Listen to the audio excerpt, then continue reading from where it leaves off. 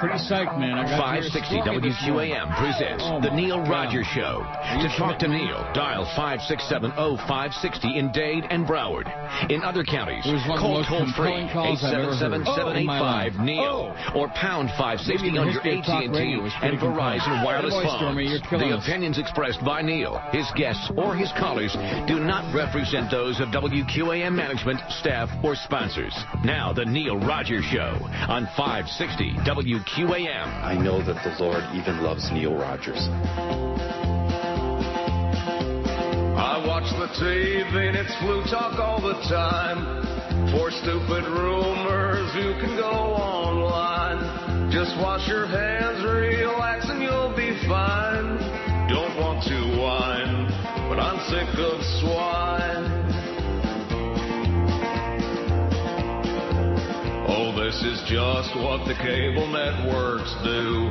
Try throwing a pandemic panic into you. Well, after all, we're only talking about the flu. They fill their time. I'm sick of swine. We just went through this with the bird flu. I thought we'd all be getting mad cow too. What's the next crisis they'll subject us to? Just give them time. I'm sick of swine.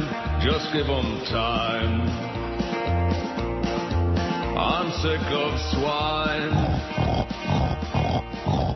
10 o'clock at 560 WQAM. Happy Thursday to you, boy. It sure feels like Friday, I'll tell you that. Mm-hmm. Does it feel like Friday to you, too? No, not really. Oh, well, that's because you got to work tomorrow. Yes. Now, let me ask you something. Uh-huh. The good news and bad news. The good news is you tell me that our studio definitely will be ready on Monday. Yeah, it's looking good. The bad news is that when George was describing to me this new studio, it's not designed like in the old building and like in most buildings where they're like two little rooms facing each other with a big glass pane in between. Correct. So you and Cortis, when you're doing the show, are going to be sitting in the same room? About 2 feet away from each other. How the hell's that going to work? I don't know. I guess we'll find out. Remember the old saying, familiarity breeds contempt. Just keep that in mind. You two might get pretty tight. You never know. I've got something that ties in with the poll we did yesterday. I have the most addictive, the most obnoxiously good product ever invented, and I hope I don't get anybody hooked on it. First of all, here's the poll result from yesterday. 609 votes. What's your recreational drug of choice? Alcohol, 288. Marijuana, 153. None, 93. Other, prescription designer, etc., 26. Cocaine, 13. Crystal meth, 7. Heroin, 7. Ecstasy, 7. Sniffing glue, 5. Acid, 4. Huffing gas, 3. And hash, 3. Hash must have been late edition. Yeah. What about hash browns? No, I'm not big on hash browns. So I'll tell you what my addiction is. And it's only been out a short time. Hershey's Almonds and Toffee. Ooh. The most addictive candy bar and probably the best ever. Oh, my God. These things, you can't eat only 2. 2? I'll have to try it. Hershey's Almonds and Toffee. This is the most obscenely delicious thing. It's got almonds in it, of course, and it's got chunks of toffee. Oh, God. If you like sweet, if you like something that tastes good, and you can't stop eating them. Every day I go to the little no-speak English store, and I pick up a couple of these. There have been days when I've actually bought 3. I know. You crazy person, you're crazy, you're yeah. Slow suicide. Hershey's Almonds and Toffee, I swear to you. You can't eat only a dozen. By the way, we need to add to our poll. Several people have said In-N-Out Burger. Oh, yeah. Are you familiar with them? I've never eaten there. They're big in California. They're big on the West Coast. They're big in Vegas. I don't know if they're big in Vegas, but they do exist in Vegas. I've seen one. Is it Sahara? No, I don't know what street that is that runs across the strip from the MGM Grand. Well, whatever that street is, there's an In-N-Out Burger there, and I've seen it because when I go to Vegas, I always rent a car, and I've driven right by it, and I've heard so many people rave about it. Oh, it's the best burgers in the world, etc. So we got to add that In-N-Out Burger. I've had several emails about this. This is right up your alley because you and Twitter are good buddies. I'm surprised you haven't gotten in on this. The Ricky Tiki Sanchez Twitter? Oh, no. The fake Tom Jicka says, Rick Sanchez was Twitter about you last night. And it's got this back-and-forth conversation that went on Twitter. Are you off of that already, I hope? Yeah, pretty much. It sucks. Good. It's like being in another silly-ass chat room with silly people. Rick Sanchez at CNN says, what's South Florida TV like? Is Neil Rogers still on radio?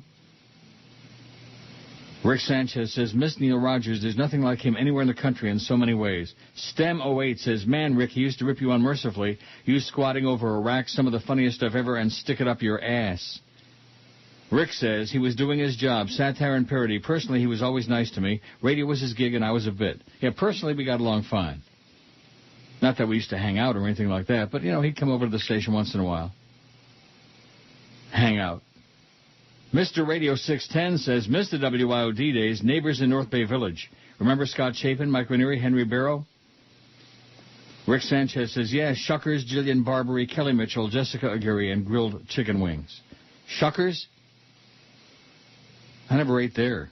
There was a Benny Ha-Ha right up the street from the old IOD. Jeff says, Neil Rogers is the most talented talk show host I've ever heard. It's amazing he didn't go national 15 years ago. The real Phil Henry says, what a karma day. Talk to you about Neil Rogers and look who's giving me Schmidt. And Rick Sanchez says, I wonder why not. Maybe media companies won't syndicate lefties. I hear that complaint a lot. Or maybe he's got a crappy agent. What? What are you laughing about? Oh, nothing. The truth really hits home right close to the bone, doesn't it? My phone might ring sometime during the show today, and if it does, I'm taking it. Okay. We got Dave Johnson at 11 o'clock with a Belmont preview. The Phillies not running. Rachel Alexandra, they want to give her a rest. Oh, I get so worn out on that stuff. Oh, she deserves a rest. Blah, blah, blah, blah, blah. Yeah, rest this. So fragile. Yeah, that's thoroughbreds for you. Standard breds, they go out and they warm up 3 miles before the actual race. Every race, they warm up 3 miles. Can you imagine a thoroughbred going out and warming up 3 miles before the race? No. They'd have to scrape it up off the track with a pail and a shovel. I really don't know who I like. I don't want to pick mine, that bird. I think he'll probably win. I don't want to pick him. I'll make up my mind. I'll see what Dave picks, and then I'll pick something else, just to be contrary. You know me. Hershey's Almonds and Toffee Candy Bar. Let me tell you, if you can eat only a dozen of those, you've really got great self-control. I will kill myself with those, I'm sure of it. They send your blood sugar skyrocketing, zooming up there. But you know me and candy, chocolate, ice cream, stuff like that. Got a sweet tooth. In fact, going way back 35 years, when I'm stressed, I don't know, you probably don't do stress eating because you're not fat. No. You do stress eating? You get stressed, you eat? Yeah, the comfort food stuff like mac and cheese and stuff like that. Well, for me, it's always been some form of pasta and ice cream. Always. Like when I worked at J&O in West Palm in 1975, if I was under stress for whatever reason, I'd go to my neighborhood convenience store. There was one kitty corner where I lived. And I would get a can of Chef Boyardee something, anything, spaghetti and meatballs or anything, and a pint of ice cream. Take it home. I'd take some Swiss cheese and melt it in the microwave. I'd nuke the pasta in a bowl, put some Swiss cheese on it so it gets all, you stir it in all together, gets all goopy, and cheesy. And then afterward, top it off with a pint of really good ice cream. Mm. Pasta and ice cream.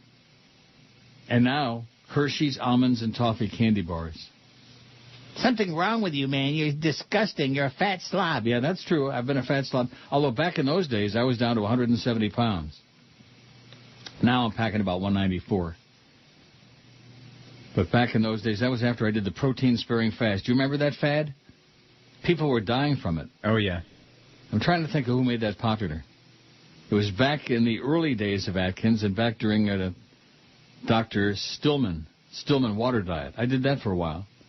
And then I did that protein-sparing fast where you don't eat any solid food. You just had that liquid protein you mix with water. I always carried around a big jug. When I came into work at the radio station, I had a big jug of pink crap. You ever have a pink crap? No, not Mike lately. Johnson says, just wanted to drop a quick notice. I boarded my flight back to the States. Oh, and they're still investigating that damn plane that disappeared and crashed. First they were starting the rumors, oh, Al-Qaeda blew it up, and now they say, no, that's pretty unlikely. They don't know. Makes you kind of wonder, though, if you're going to be flying anytime soon, doesn't it? Yeah, I'm nervous of flying right now. They don't blow... What? I'm nervous about flying right now. Why? I just, I look at other companies and how things are starting to slack because of layoffs and, firing the people that make a lot of money and replacing them with people not as qualified, and I imagine it happens in that industry as well. Yeah, but you see the highly qualified people when you go to the airport. Like the Homeland Security people that are screening as you go through and they're talking to each other, and they're paying no attention. I think Stormy works there at MIA.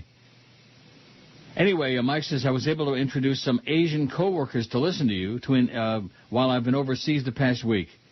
Tell those jokers giving you a 0.2 in the ratings you're big time in Singapore. Hey, you people at Arbitron, we're big time in Singapore. And what you told me this morning about the sample, about this panel, that's just more grist for the mill. How bogus it is. It says, well, I've just downloaded the 3 shows thus far this week onto my iPod so I can listen to you for my 13 hours on my flight from Singapore to Amsterdam. Can't wait to be listening to you live next week. Boy, Mike, I don't know what to say. What's Mike trying to tell the world? I have no line. Oh. I mean, I'm flattered that he enjoys the show that much, but Jesus, God. You know what I mean? I do. Can't wait to be back listening to you live next week. I'm sorry, I just don't understand it. Do you? Do you get it? No, not really. I mean, all my life, I've been doing this for a long time, but I never, ever remember a radio show that was that important to listen to. Oh, my God, I don't know what I'm going to do if so-and-so goes off the air, like that. I don't know. No. 541 votes on today's poll. What restaurant do you wish would open a location in South Florida? White Castle 187. Is White Castle still in business anywhere? Yeah. They are? Yeah, up north, I'm sure. Like maybe in Chicago and so on? And you can still get, like, the White Castle burgers in the freezer section at don't Publix. tell me that. Yeah, those are so bad. They're terrible. Oh, those things are so bad. The ones you buy in the freezer section. Yeah, they're bad. Bad doesn't come close to... They make Stormy seem like Walter Cronkite. That's how bad they are. White Castle 187, Sonic 104, Jack in the Box 62, Hardee's 60, Red Robin 39. That Jack in the Box, they have that E. coli burger, right? It's very big on the West Coast. Red Robin 39, Ponderosa Steakhouse 37, Perkins Restaurant, which I think they mean Perkins Pancake House, right? Perkins Restaurant. Is that what it's called now? Yeah. 30. There's one on Dale Mabry in Tampa. Big one. Yeah, and I think there's a Sonic in Broward County also. No. I think there is, yeah. There's a Sonic in Broward? I think so. It's either in Broward or it's in Palm Beach right there on the border. I think you'd be crazy. Roy Rogers, 18, and In-N-Out Burgers already got 5. You just put it on there, it's already got 5 votes. I had several people email me. Oh, put that on there right away. Oh, look at this. Oh, Radio and Records went out of business. They stopped printing it yesterday. Nielsen Company said that they're ending publication of Radio and Records. Well, they might as well because radio is going out of business anyway, just about everybody. Jason's Deli with 206 locations in the West, Midwest, Mid-Atlantic, and South. Somebody dug that up. Jason's Deli. Did you ever hear of it? No, I haven't. Probably nobody else did either, but you can put it on there if you wish. It's up to you. We do very informal on these polls. 10:13 at 560 WQAM. We got the Big O at 2, Mad Dog 4 to 7, High School Gridiron Report at 7 o'clock tonight, and then the DA Show 8 to 9, NBA Finals game number 1. Boy, I tell you, they sure talk a lot about that NBA stuff on Joe's show. Oh, my God. Kobe and LeBron and Kobe and Jimmy and Danny. Oh.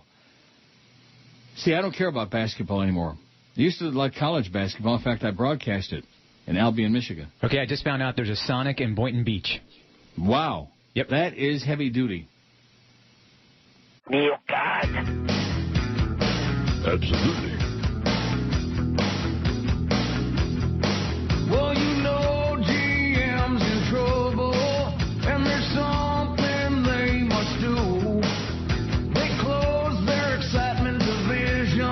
Yeah, it's a sad fact, but it's true. Well, baby, it's the economy.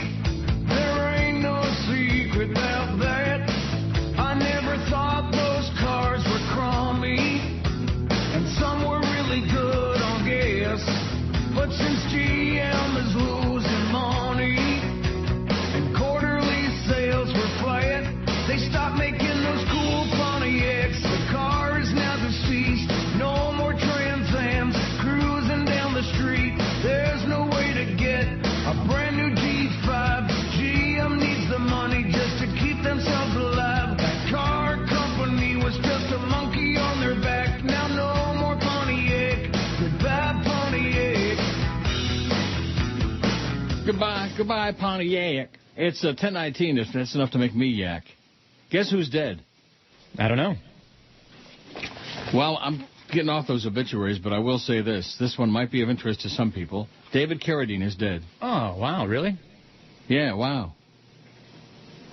Bow Wow Peacow Kick. Yeah, he's dead. Let me get the story here, hot off the press. Actor David Carradine starred the 70s TV series Kung Fu, who also had a wide-ranging career in the movies, has been found dead in the Thai capital, Bangkok. A spokesman for the U.S. Embassy confirmed the death of the 72-year-old actor. He says Carradine died either late Wednesday or early Thursday. Couldn't provide further details out of consideration for his family, whatever that means. Doesn't that always make it sound suspicious when they say that? Yeah. The website of the newspaper The Nation cited unidentified police sources as saying Carradine was found Thursday hanged in his luxury hotel room as believed to have committed suicide. He was a leading member of a venerable Hollywood acting family, including his father, character actor John Carradine, and his brother Keith. Remember John Carradine used to be in those horror movies. Very, not good, but he used to be in a lot of them horror movies. Yeah, I don't remember the dad. You don't remember John Carradine? No. I'll be damned. Whoa, what a young punk. And his brother Keith. So David Carradine is that he did the old noose deal, evidently, from what it says. Why do people do it that way? I mean, you know, if you're going to commit suicide, there's so many options, but hanging yourself. Are they sure it wasn't like one of those Michael Hutchinson's kind of hangings? I don't know. The erotofixation or whatever it's called? I don't know. The Dow's down 26 points. And there is, what's her name? Soledad. Hey, Soledad. Oh, my God. Are you kidding me? We should have known that the world was coming to an end when they put Soledad O'Brien on CNN and expected people to take her seriously. Can you take her seriously? She's a silly bubblehead. I mean, she's cutesy and all of that, but she's like a bubblehead. Soledad O'Brien investigates the end of the world. Yeah, I mean, I don't know. I just can't take her too serious. Lisa says, what about Harvey's? I love that. I thought Harvey's was a Canadian thing. We got it here. I never ate there, but we got Harvey's hamburgers. Do you ever hear of Harvey's? No, but I can add it to the list. Put it on. Hey, you'll have to keep your eye on the phone when it gets to be around 11 o'clock because Dave will be calling right on time. Because you'll have to punch it up, obviously, just like yesterday. That was, I don't know, I don't like that. It was really awkward. Yeah, I didn't like it either. But Monday we're supposed to be in our new studio. The phone dots are supposedly going to be working, and supposedly this and supposedly that. And oh, yeah. Everything with this company is supposedly. Someday we'll get around to it. Because the last couple of days, boy, there's been a lot of stuff, I don't know. A lot of stuff going on. And we have little or no control over it. Like that day when Corso was in there and right under his nose, you know, everything was falling apart. But hey, listen, we're just, this is just a temporary situation. Where's this broad who was taking a shot at me? I'll find it. Giving me a shot about my taste. Oh, here it is, Pam. Pam, your taste is in your tuchus, honey. It says, try looking at a few YouTube videos. Roger Federer is one of the best-looking men in sports. Oh, my God. He sure beats Andy Roddick, the choke artist you used to be in love with. No taste, Neil, says Pam. Andy Roddick is a cute kid. Roger Federer looks like a... There are elephantine bowel movements that look better than Roger Federer. That's how ugly he is. He's gross, Pam. Maybe Pam's thing is gross. Do you know any chicks like that? They're into real... I'm sure you do. Yeah, sure. The uglier the guy, the more they like him. Oh, my God. Maybe she and Joe are going to elope. Joe Rose. He's also got a fag crush on Roger Federer. And now that we don't have LeBron to kick around anymore, it's Kobe. Kobe this and Kobe that and Kobe. I'm surprised they're not eating Kobe beef in the studio there during that show. They're so NBA intensive. My God. I know that's what's going on now. We also have the Stanley Cup Finals going on, and the Red Wings, you know, looked like they were going to cruise right on in, but the Penguins made a series of it with that win the other night. So it's Detroit 2 and Pittsburgh 1. Yeah, but they cheated. What do you mean? Didn't they have 6 guys on the ice for a few and didn't get called at all on that?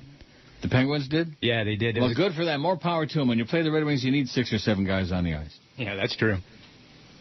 Sonic in Lake Park on Congress Avenue, just south of North Lake Boulevard. Excellent shakes, it says Brian. Thanks, Brian. So there's a Sonic in Lake Park.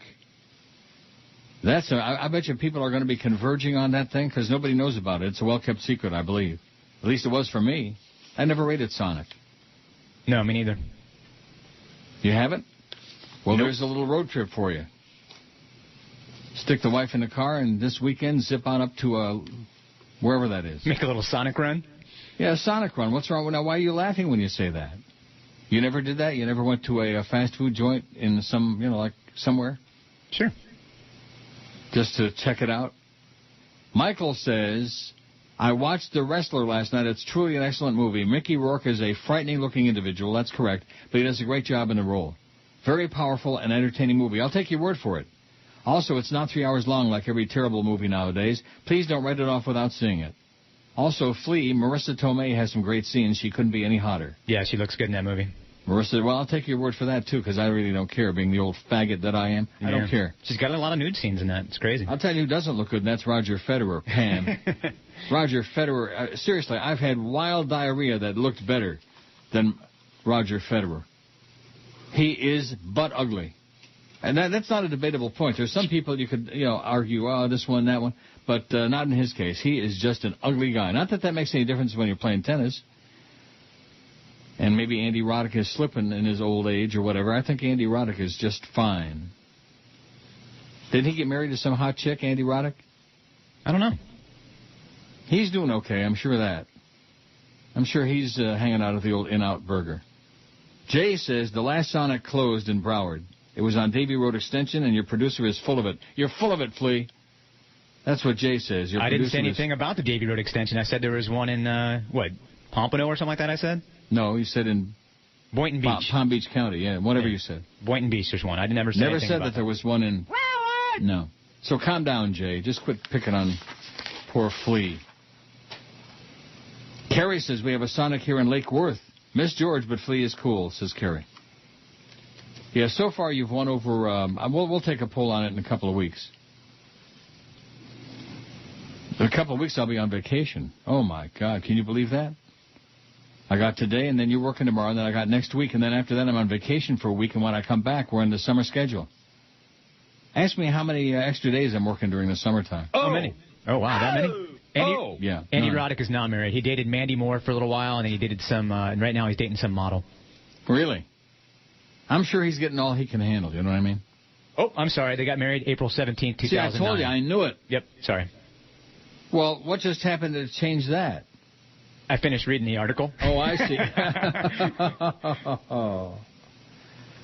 Oh, this is such old news, the fake Tom Jicha. Have you heard about Alice Rantel, who at KABC let him go? Yeah, we had that on about, months ago. Months ago. Good God. Where's the real Tom Jicha when we need him? The fake Tom Jicha is so lame. Weak. You're listening to Neil Rogers. Well, here we go, Mr. Freaking Radio. This is the most disgusting program. Oh, we're fine. I urge everyone to complain to this station. Yes. Absolutely. Geldy, talking on a sports show, trying to be macho.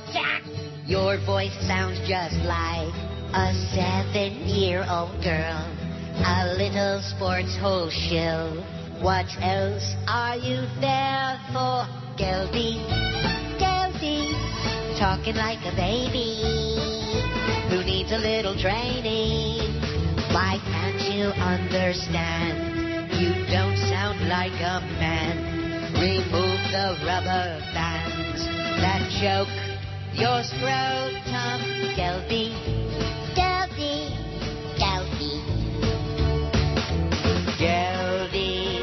your lucky management don't care. 'Cause Geldy, you don't belong there on the air. And Geldy, the sports can wait till your voice cracks. 'Cause anyone who sounds like that should find another job. And they should only take you back when both your BBs drop. Oh, Geldy, when you gonna grow up? You make us want to throw up. You silly squeaky fool. Go to broadcasting school.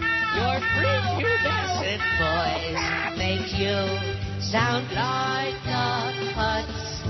You're a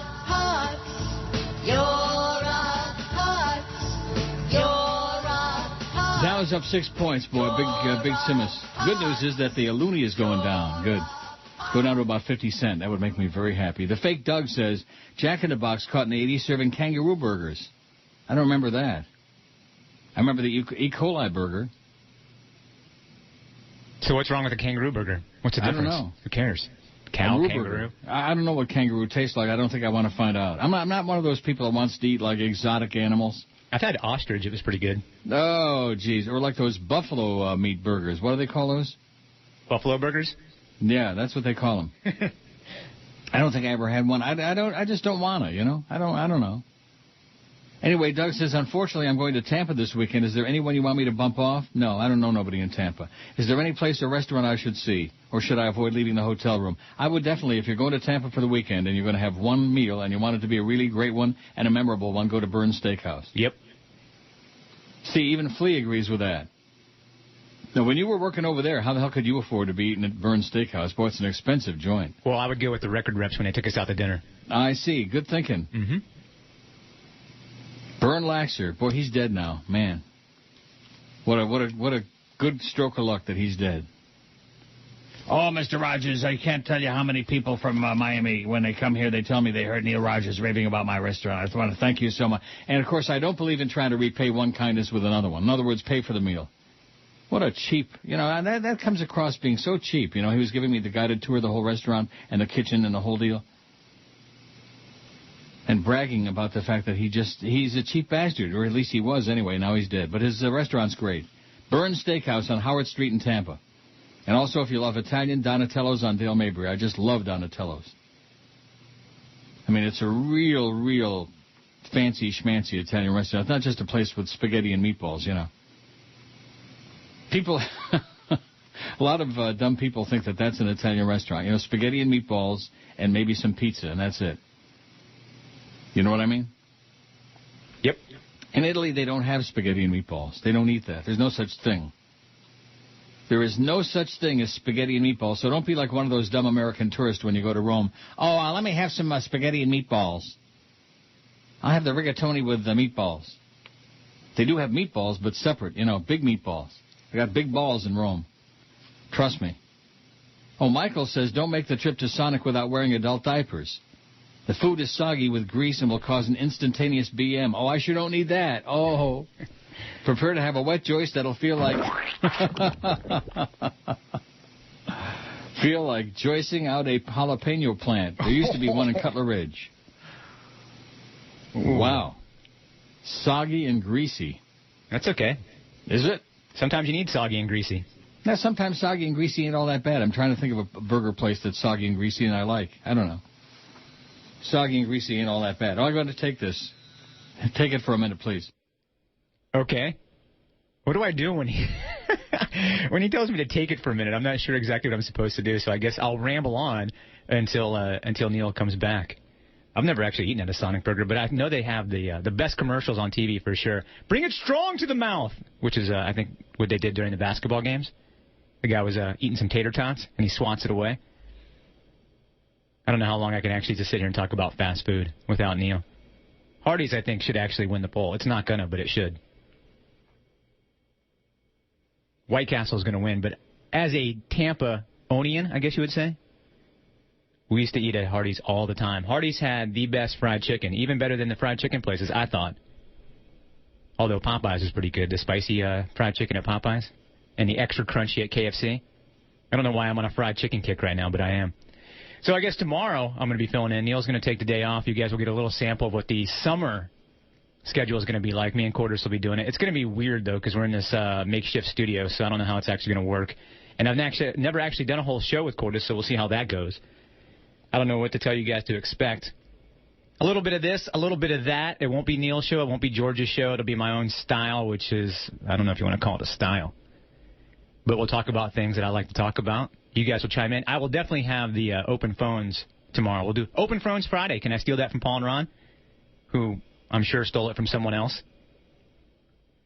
I got some good intermission music, though, for Neil, too. Let me see if you guys like this. Sounds perfect. Wow, good news. Oh, yeah? What's that? Oh, I can't tell you. Oh. Personal.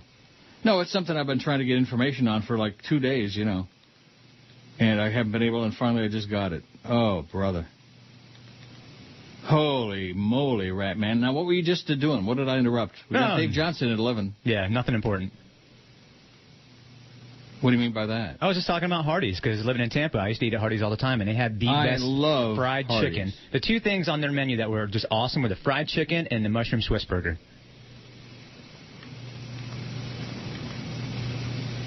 The mushroom Swiss burger is the best burger in the world. As soon as this poll went up, I voted for Hardee's.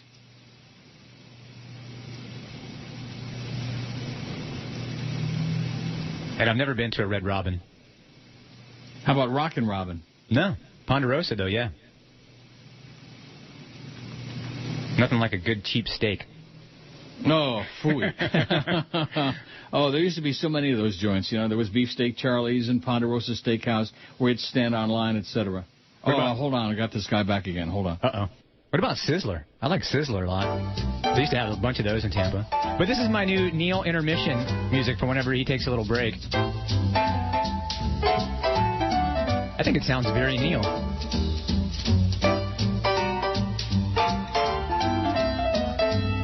Okay, that was quick and painless. Okay. Sorry to be doing this, but I got a thing going on, you know, procedure tomorrow. Not a medical procedure, and I'm going to be joicing here during this break. Oh, wow. Maybe a little bit too much information, you think? Could be. Hey, do they have Sizzlers down here? Sizzler. We used to have Sizzler back in the day. Yeah, I haven't seen one in a while.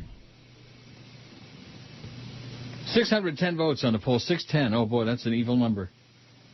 The Dow's up 10 points. Whoopie-doo. Jobless claims drop.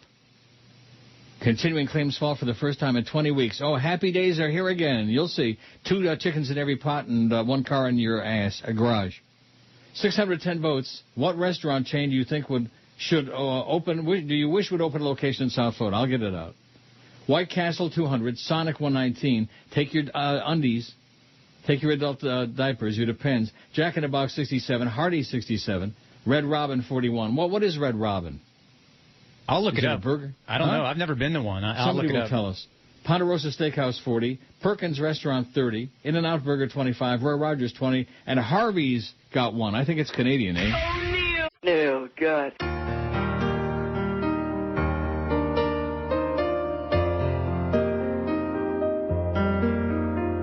The Red Sox had enough of you.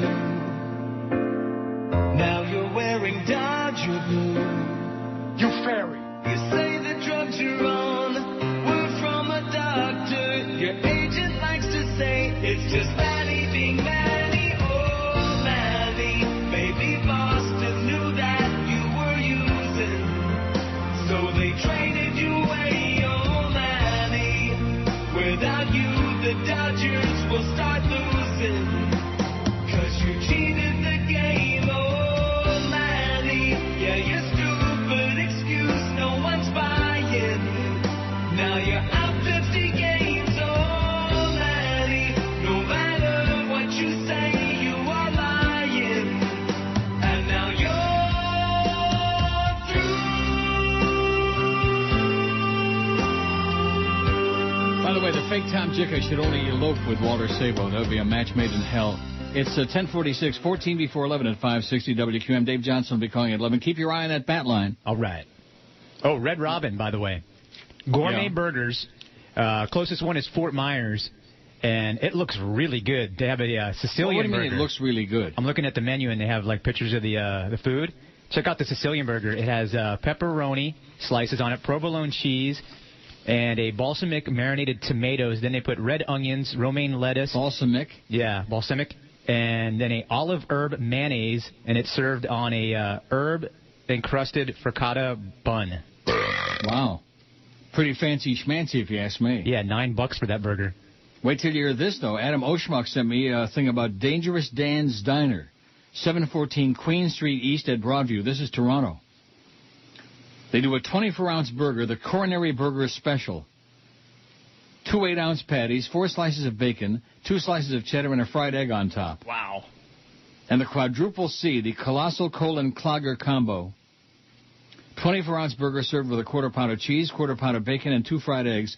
Comes with a large shake, flavor of your choice, and a small, what the hell is that? Poutine. A small poutine? Poontang? Well, what is pout? What? A poutang burger? Poutine. Oh. Well, what is a small what is a big poutine? I have no idea what that is. How do you spell it again? Poutine. Google it, please. The Dow's up 15 points. Big Simus. Okay, it's a Quebec thing, actually. It says it's a dish consisting of French fries topped with fresh cheese curds. Cheese curds? Covered with brown gravy. Sounds like duty. There's a picture of it. Yeah, it looks like a Joyce. Does it really? It looks pretty disgusting. From Quebec, you know. You know the frogs with that smoked meat sandwich. Oh, brother. Wes in Lakeland says, Sonic is a great concept with terrible execution. It's 95% car hop, but the car slots are awkward at best. Great idea. The food has a musty taste to it like it was stored under the bathroom sink. Keep it out of South Florida. How do you like that? It has a musty taste like it was stored under the bathroom sink. That doesn't sound really appetizing to me. I could be wrong, but... Wish they'd add a Friendlies here. Great greasy food, even greater ice cream. The most genteel form of suicide known to a mammal. Byrne was a miser, wasn't he? Yes, he was, Wes. He was a real miser. I don't believe in trying to repay one kindness with another, so, I'm not going to offer you a free meal. What a chintzy thing to say, I mean, why even bring it up? Why mention it? Don't you find that to be chintzy and cheesy after all the money I made him? Oh, yeah. Everybody from South Florida, this is back in the W Snooze days, everybody who went over there would go to Burns and they'd say, we heard about you on the Neil Rogers show, on WNWS. Trevor says, last night on the way back from seeing No Doubt in West Palm, I stopped at the Sonic in Boynton Beach at my daughter's request. It's a drive-in from the 60s where they bring the food to you on roller skates. The burger was good, the onion rings sucked, and the hot fudge sundae was great. Boy, I love a hot fudge sundae. On chocolate ice cream, please, not on vanilla. The place was packed at midnight. I think I saw George serving food, says Trevor. I doubt it. How's George doing, by the way? I don't know. We don't hear. I might see him today, though. Really? Got some kind of a transaction going on? I got a major transaction going on tomorrow, and that's why I got all that information about there. Boy, thank God. Do you ever buy a house? Yes. Now, the closing thing, they make it hairy on purpose, I think. Although you probably got a mortgage, though, right? Yeah. When you're paying cash, why should there be any, grief? Here's a certified check. Sign. Where do I sign? And that's it. Should be easy, you would think. Yeah, but they don't do it that way. It's always, we don't have the final adjusted number yet. Well, I got it. Scott in Pinellas Park says there were 2 In-N-Out burgers in Broward in the mid-'90s, one on State Road 7 in Lauderhill, Lauderdale Lakes, and one in Coconut Creek Parkway in Coconut Creek, and they're gone. Probably too good for South Florida. Stuff that comes along that's too good, it never lasts in South Florida. And even though I've never eaten there, everybody I know raves about that In-N-Out burger. Haven't you heard good things about it? I have, yeah. About the old In-N-Out? That's what I'm hearing. It was good. I actually tried it about 10 years ago in California. Really? Yeah, it was good. Office Space. Percy in Miami Lakes says, have you seen this movie? And not only have I not seen it, I never heard of it. If you haven't, I highly recommend it. It's a comedy on what it's like to work in corporate America today. It's so realistic, it's almost like a documentary. It's pretty funny. Office Space. I'm sure you could relate to it as it makes fun of the stupidity, incompetence, and arrogance of management. You know a movie that's very funny, and I don't know the name of it. And we saw it again yesterday. It's about these people that work at Fort Knox, cleaning crew. And they come up with a scam. And they work in an area where they all the expired money, they burn it and get rid of it. They destroy it. Is that where Queen Latifah? Yeah. Mad Money, I think it's called. Is that what the name of it is? It's a cute movie. It's funny. And then in the end of the movie, well, I'm not going to spoil it for you. That would be bad. That would be wrong. It's good. Leo says buffalo burgers are usually called bison burgers. I'll be damned. Remember the old buffalo bisons? Yeah, because a bison is a buffalo, right? Same thing. No kidding. It's a male buffalo, maybe? You're asking me like I know about buffaloes? Out of my area of expertise. Let me ask you one thing. What is a Buffalo Bill? Yeah, that's a good question. Buffalo Bison, we know. Yeah, the baseball team, the minor league baseball team used to be the Buffalo Bisons. They played the Red Wings. I remember Luke Easter used to hit those long, long home runs. First he played for the Red Wings, and then he played for Buffalo. He had one of the longest home runs I've ever seen in my life. Luke Easter, do you remember him? No, not really. Big, dark-complected guy. Anyway, Leo says, I'm sure you guys have heard of it, and it's very good considering the prices for food. Oh, wait a minute. A new burger chain opened in South Florida called Five Guys Burgers and Fries. Oh, please, we're not going there again, are we? Oh, we had so much about that. I'm trying to think what happened. George was supposed to do his homework and go try. Did you ever eat there? No. Five Guys Burgers and Fries? I'm so sorry, Leo, that you brought that up, because now I'll have like 5,000 emails about it. Have you ever tried a Whataburger? No, I've heard it. Yeah, they have them in Tallahassee. They don't have them down here, but they're good. Whataburger. What a booger. Oh, somebody also mentioned, Jim mentioned Carl's Jr. There's another West Coast place for you.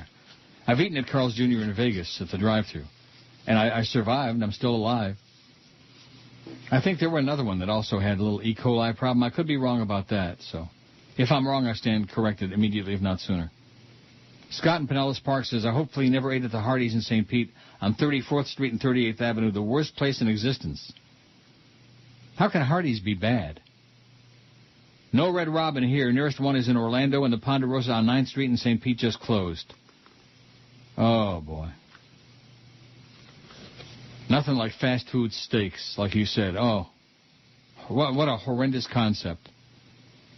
See, I'm not a big one. What was the geriatric buffet that closed a long time ago? Piccadilly? No, not Piccadilly. Before that. I don't know. In Tampa, we had Morrison's Cafe. That's the one I'm talking about, Morrison's. Okay. See, I'm not big on cafeteria-style eating. You know, you get the tray and you go through the line. Oh. The Salisbury steak? Blah. No, actually, Morrison, some of the food wasn't all that bad. It wasn't that the food was bad. It was the clientele was bad. They were all death plus 10. Yeah, I used to go with my grandfather. The worst one of those places of all was Duff's. Duff's. Pines Boulevard and something. Pines and Hollywood Boulevard. Pines is Hollywood Boulevard. I know. Well, can't go wrong on that. Nope. At any rate, it's out there. It's out there in the Pembroke Lakes. At least it was. It's not in existence anymore. Duff's. Everything tasted the same. Everything. The pasta, the tapioca pudding, everything tasted mushy and indiscernible what it was. And I'm positive they used to have like a fizzy glass with Polident at every table waiting for you. Bring your own teeth. Calvin Burrell could not have eaten there. I better do the break because Dave Johnson's going to be calling anytime soon. Oh, Neil! This is the Neil Rogers Show. This is your brain. Any questions? Okay, it's 11 o'clock on my clock. Is Dave with us or what? Nope, not yet. Oh, keep your eye on that bat line. He'll be calling any second. When the little hand hits the big hand, I'm watching it. He is as prompt as they come. Got the Belmont on Saturday. It's I don't know. It's kind of a letdown. And by the way, Duff's was on Palm Avenue and Pines Boulevard. Isn't that what I said? Palm and Pines? That's what I was thinking. Oh, I think Dave's on. Well, there you go. Let me see if I can get him up. See what I said? You could set your sundial by Dave Johnson. I said that the last time we talked to him, so I better get some new material. How you doing, Dave? I'm fine. How are you, Neil? Well, it's just one of those things, this racing business of yours. Of mine? Of yours. Now, a guy like you, I was thinking this last night to show you what a busy and full life I've got. I was thinking if there's anybody in the world that ought to buy Calvin Burrell some teeth, it's Dave Johnson. You got a couple bucks stashed away from all those years. Come on, you can do it. You know, it's just he looks like Heath Ledger from the from the movies, doesn't he? Yeah, only Calvin's still alive. Yeah. I guess that's the major distinction. Ouch. Yeah, he should be able to buy some teeth, though. The thing with the filly, it really bugs me because, we keep looking for greatness every year. Thoroughbred racing is desperate for a great horse that the public can relate to. Remember, I'm sure you do, Secretariat was on the cover of Time magazine and the whole country. Even people who ordinarily were not interested in racing got all whipped up about Secretariat. It takes a really special either horse or matchup to get them interested. Right, Affirmed in Aladar. Yeah. Easy Goer and Sunday Silence. And any time a filly runs against the boys and they both have the credentials, that sets up a great match. And I don't know about you, but I think they could have gone around another time, and she still would have beat Mind That Bird. I could be wrong, but I think they could still be running, and she'd still win. Neil, I didn't think Mind That Bird would be in the first 5 or maybe even 10. I was in a pool, and I put him, I didn't even count him to be one of the first 10 in the Preakness. That's how Why is that? Dismissed him. I thought he was a fluke in the Derby. Yeah, it was a peculiar race. I still don't think that he'll win the Belmont, though. I'm going to pick against him, too, because who wants chalk, Yeah. So many guys just choking on chalk for years and years and years. Chalk-eating weasels. There's a good one for you. Chalk-eating weasels. Chalk-eating weasels, that's what they are. But the horse will be way over bet. People will be buying tickets to save as a souvenir, and they won't be any good because I don't think he'll win. I had a ticket on Brett Hanover at Hazel Park years and years ago, a $2 win ticket for a souvenir. I don't have it anymore. I have a ticket on Secretariat. Do you? Yeah, I do. Signed by Ron Turcotte. Yeah, I do. I'll be damned. Yeah, I'll leave that to you. I'll put that in my will. I was going to give it to Mrs. Believe me, I'm going long before you will. I'll be in a box soon. I'm up there. I'm older than you. You are? I'm 68. How old are you? 66. I'll be 67 in November. There you go. I'm catching up to you fast. Let's hope we're around for next year's Triple Crown. There's something the audience can bet on. Let's take up an office pool. Who's going to croak first, Dave Johnson or Neil Rogers? I'm in fairly good shape, though. Me too, considering fat and diabetic and old, but nevertheless, I don't know. I just, like Timex, I take a licking and keep on ticking. But, another thing, we keep our brains working, and they say that there was an article in the Times of people that play bridge. I think people that bet horses are even more using their brain. Oh, yeah. Oh. Especially the ones that are reading that racing form. Oh, brother. Sure, I think that's one of the great things about thoroughbred racing is you've got a half an hour between races to sit there and change your mind 50 times. Pour over that form, check the buyer speed ratings and all the other stuff, the workouts. Well, what about the Belmont Saturday? Well, I don't know. I'm really bummed that the filly's not going to run. And what's the real reason? They're saying, well, she deserves a rest. Come on, give me a break. Do you think that they don't think they could win? I heard that after the Preakness, she spent a lot of time lying down. Really? Yeah. Steve Asmussen told that to a friend of mine. And I think if the horse would have been close to 100%, that Jess Jackson, who really loves the publicity, and he's a player. I think he's great for the game. I really do. He sent her into the Preakness. You know what kind of a sportsman he is. But anyway, I just didn't think that she was 100% because Steve Asmussen's a good horseman, and he just wouldn't send her out if she wasn't ready to do a good race. So yeah. That's what I think, and I think she'll come back. I hope she comes back against the boys in the Haskell at Monmouth Park. That's a real possibility. And when is that? It's the first weekend, the first Saturday in August, I think. It's like August 2nd or something like that. And Mind That Bird could be there, too. That'd be a hell of a matchup, wouldn't it? It would. All depending on what he does on Saturday. On a real dirt track, in the summer, mild track, and maybe mile, I think it's a mile and a quarter, mile and an eighth or mile and a quarter. That'd be a good one. And, of course, with or without teeth, Calvin Burrell is set for really making history because he could win the Triple Crown on 2 different horses. Never been done. No. But I don't think it'll happen. I'm going to bet against him. He's been on fire, by the way, at where's he riding, Churchill Downs? My goodness. 5, 6 winners some days, yeah. Yeah, just out of control. Well, he's a very nice guy. He really is. You always say that. You say that about everybody. He really is a nice guy. Yeah. I don't say that about everybody. Howard Cosell was not a nice guy. No, you hate it. Oh, now you're the one that brought him up this time. I've tried for 2 years. I haven't mentioned his name just out of deference to you. But you say I say that about everybody, but I don't. He's not a nice guy. Who else? Who else don't you like in the racing business? Not that Howard Cosell was in the racing business. There are a couple that I really dislike, but I wouldn't want to make. If I mentioned their name, that would be giving them that be a plus for them. Giving them ammunition, yeah. Oh, yeah. What about jockeys? Are there any jockeys that you aren't all that fond of?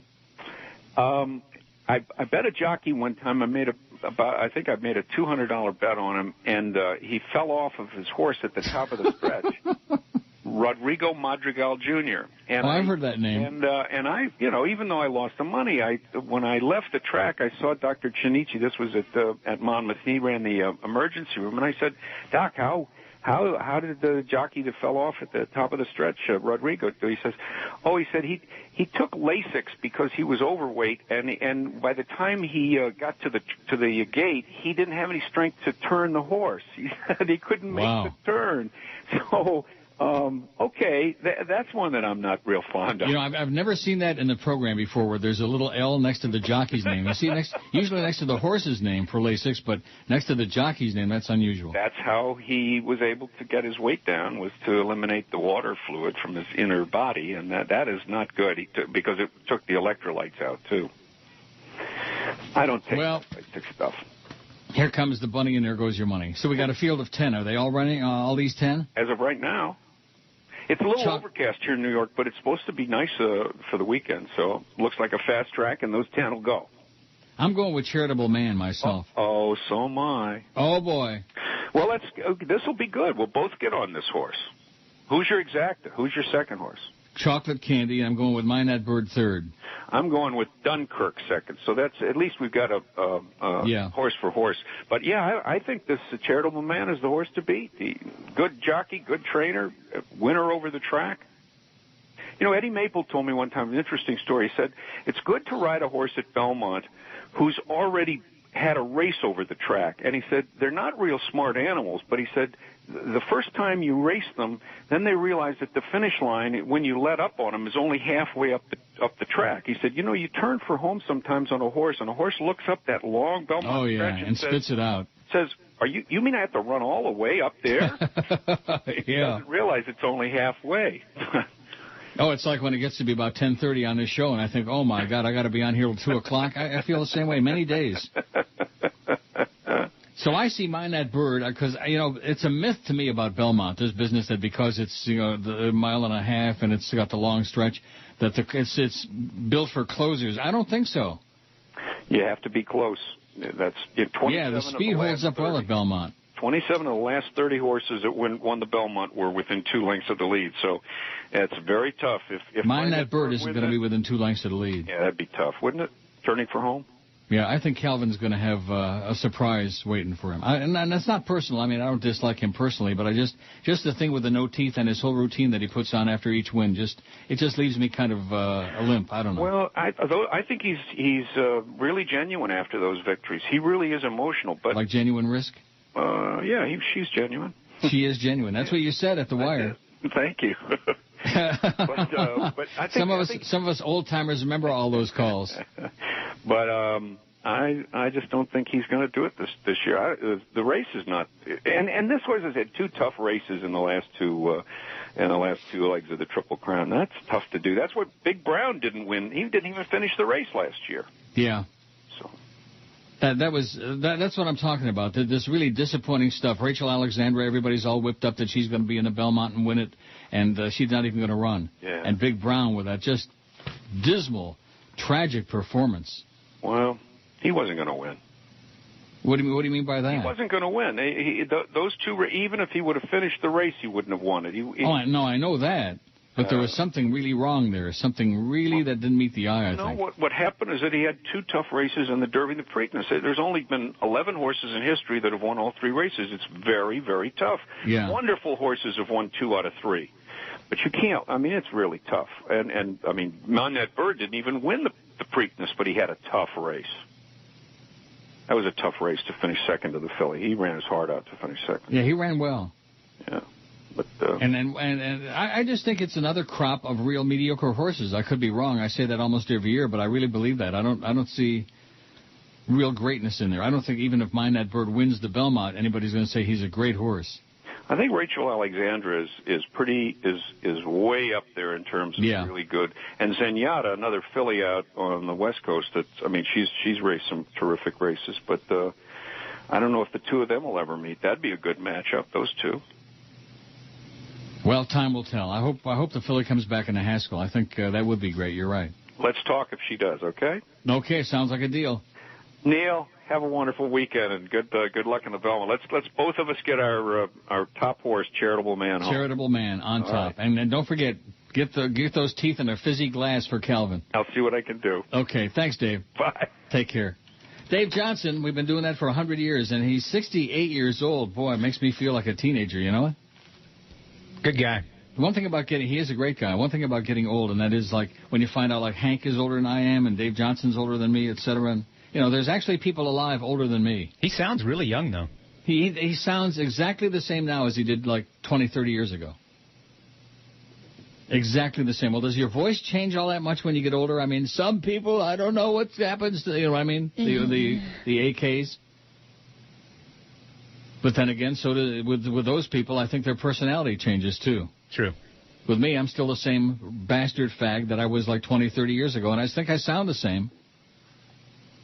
Do I sound different? I think you sound a little bit different. If you listen to the Bridge Tender, I think your voice maybe is a tad bit higher. Maybe. It's higher? I think so.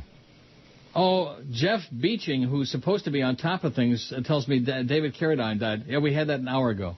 He did? Get with it, Jeff. Yeah. Abe Lincoln, too. Rogers. Were you drudge packing? More sports. That's all the station's gonna have on it. Stay bored with the suicidal corporate product. One way to keep from admitting a mistake. Just blow up the station. Arbitron found a way to change the system. All gone. To show there's fewer people listening. It's too much work to put a good product on the air. Just blow up the station. Sales have been way down, of course, but certainly not cause of sports. Blowing up the station. What better way to cover a loss than just turn the damn signal off? Blowing up the station. Tune out. Ain't gonna find no entertainment. Black out. We took away your information. The best way to keep my feet on the desk is blowing up the station. If we're hit by killer storms, there ain't nothing around to keep you informed. Blowing up the station. Making up for corporate slack with corporate Jewish lightning, that's blowing up the station. Speaking of that, we got big news, baby. Our new studio debuts on Monday. Oh! So we're told. Now, you didn't tell me which Monday. I think this Monday coming up. You think? I'm pretty positive. Brett says, can you add backyard burgers to the list? Can you do it? Sure. They were down here a couple of years ago, then they vanished. Their burgers are excellent, waffle fries are great, and the milkshakes are as good as Steak and Shake. I'll tell you one thing, food talk is always compelling with this audience. Yeah, and I love waffle fries. Oh, me too. And you know what I really love, too?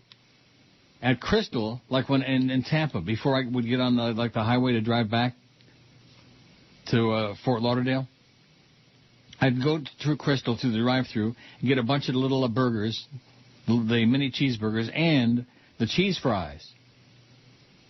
And the only thing is that when you're driving and you're eating the cheese fries, oh, man, you get all the mung all over the steering wheel and your hands, you know what I mean? Yeah. Because you're reaching in the bag and you're pulling one out. Yeah. And the fries, too. Exactly.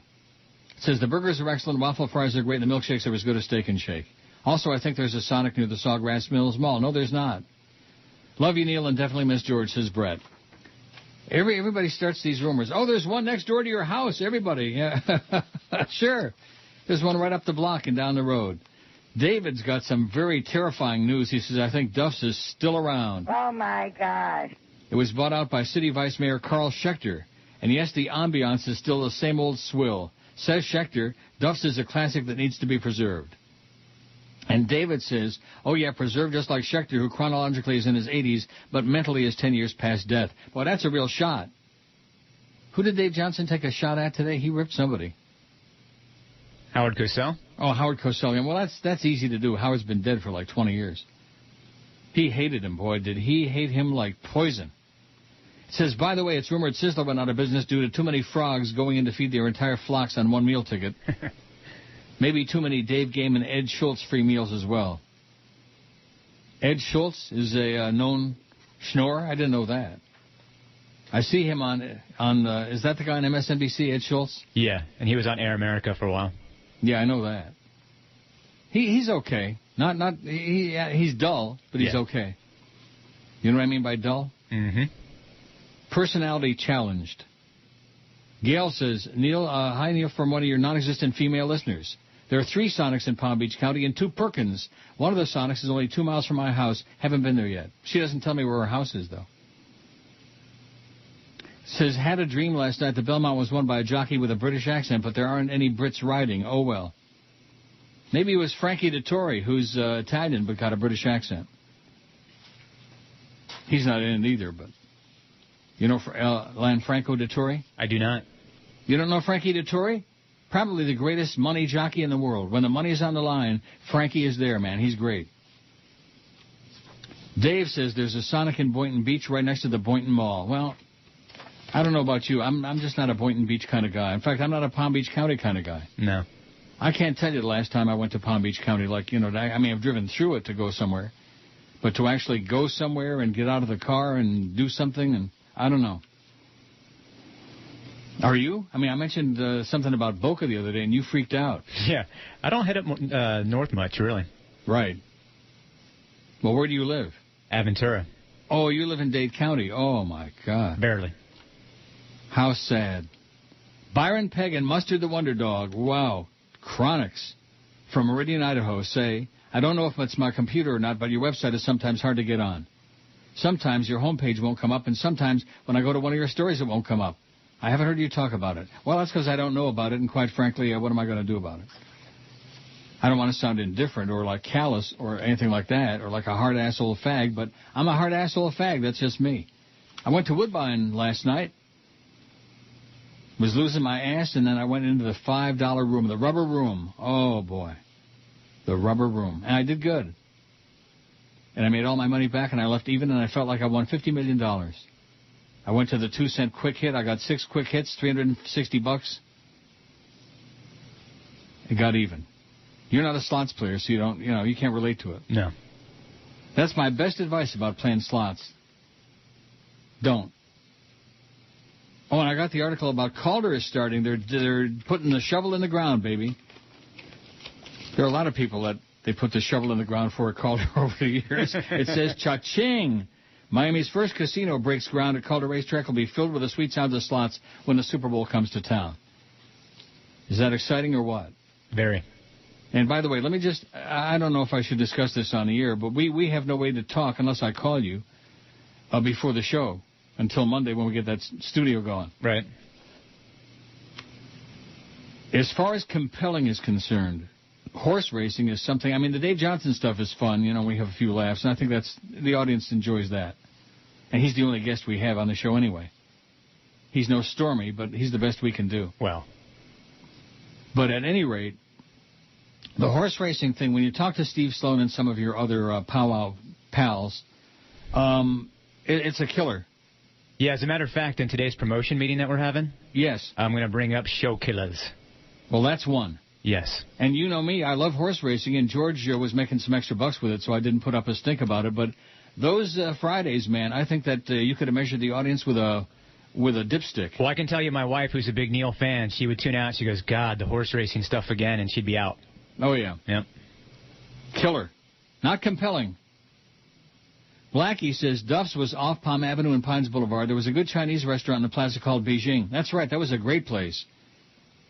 That was a great place. It says Screw Sonic, Char Hut is the best. Char Hut's very good. I love the Italian sausage at Char Hut with cheese and onion. My old pill doctor, Dr. Bob, what the hell was his name? I forget. It's just as well for him that I forget. Anyway, the old pill doctor, he was on Nob Hill Road, like in Tamarack, I guess it is. And I would go there to get my blood drawn and, all that stuff. And, of course, you have to be fasting when you do that. And then as soon as I would get in the car and go back, there was a Char Hut on Nob Hill. and I would go through the drive-thru and get a Italian sausage sandwich with cheese and onion. Oh, God. That is just to die for. You ever have that at Char Hut? I've never been to Char Hut, but I've heard good things about it. Let me ask again. What did you just say? I have never been to a Char Hut. Oh, my God. Well, you got something to look forward to now. Oh, Neil. You're a bastard.